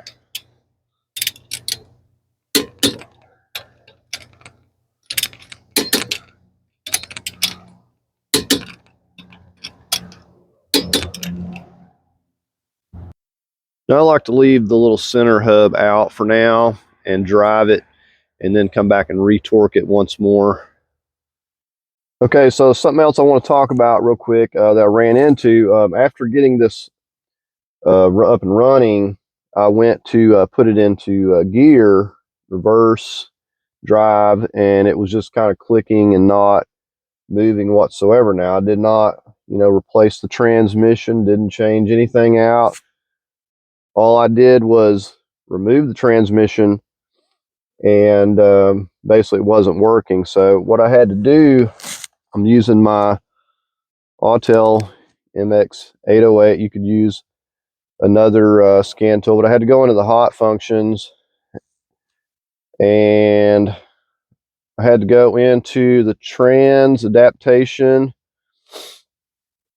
And I'm not going to just go all the way through this, but I just want to show you what you're going to need to do.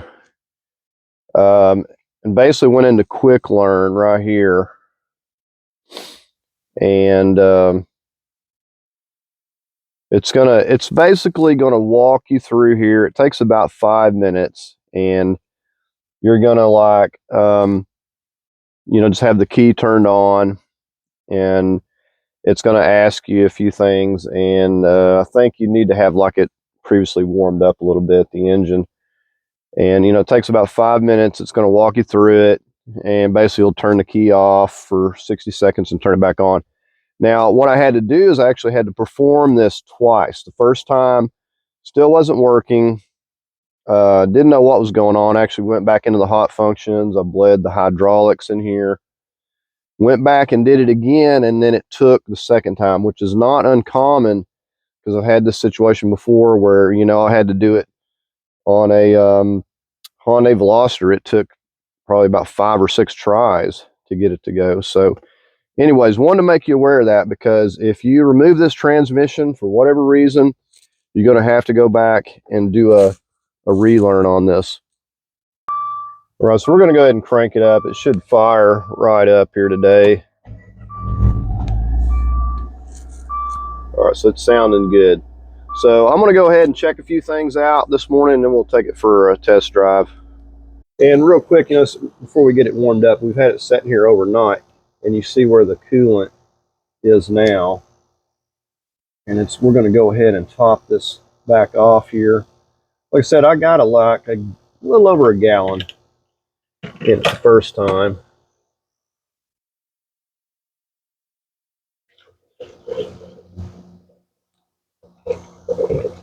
This is all that I actually drained out. Get a little bit more.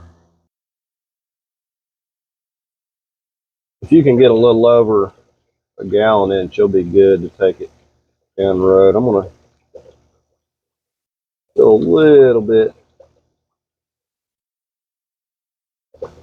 I know we're going to have a lot more air in the system, and we'll have to top it probably a couple more times.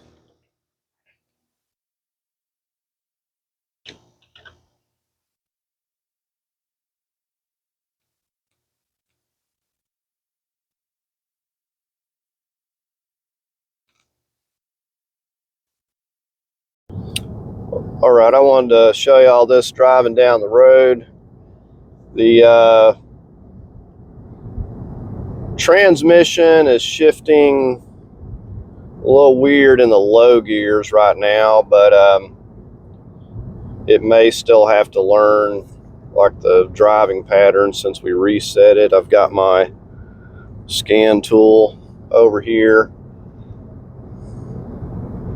Can't say that there's not issues with the transmission because I'm just getting it running now, so to be determined, but it is driving nicely. Seems to do, like the gears just seem to shift a little weird coming from first to second. But other than that, I've got a check engine light for, they've got something going on with the O2 sensor or something, not sure.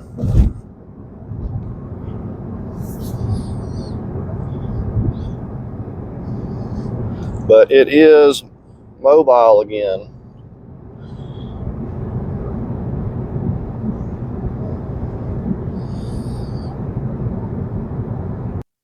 So we'll take off here. You'll see what I'm talking about coming from first to second. It just seems like it kind of not wanting to go. It seems to do okay in the other gears. And it could be because it's got 106,000 miles on it.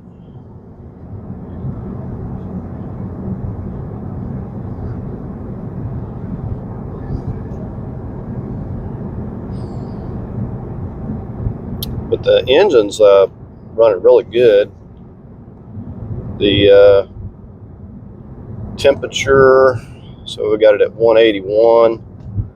Now I did have a little bit of air that I purged out of it, so that may go back down. I would expect there to be a lot of air in the system. I've had this all tore apart. And also, I wound up putting almost 5 quarts of oil in this. Of course, like I said, it was all drained out. Everything's been taken apart, oil cooler, everything. But I think it was like almost 5 quarts of oil I put back in here. with a new filter and everything.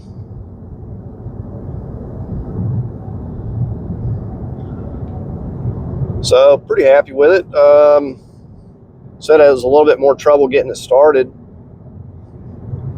than what I had expected, but I think a lot of it was just due to me flooding the spark plugs out. These are designed to cut the fuel off when you press that gas pedal all the way to the floor, so you got to make sure to do that. And I'd cranked it a few times without doing so, and I had to take all the spark plugs out and dry them off.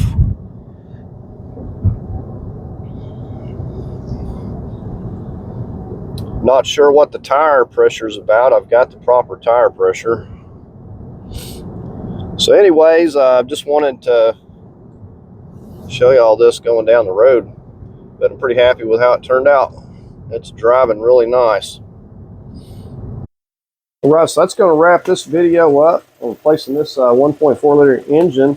Not too bad of a job, just purging the air out of there. It takes a little bit of time, but you see it's running really nice. It actually handles really well. The car feels really good going down the road. So hope you found this helpful. I know it's been a long video, but I hope you found this information helpful. If you like the content, please give it a thumbs up. As always, I invite you to subscribe, and thank you for watching.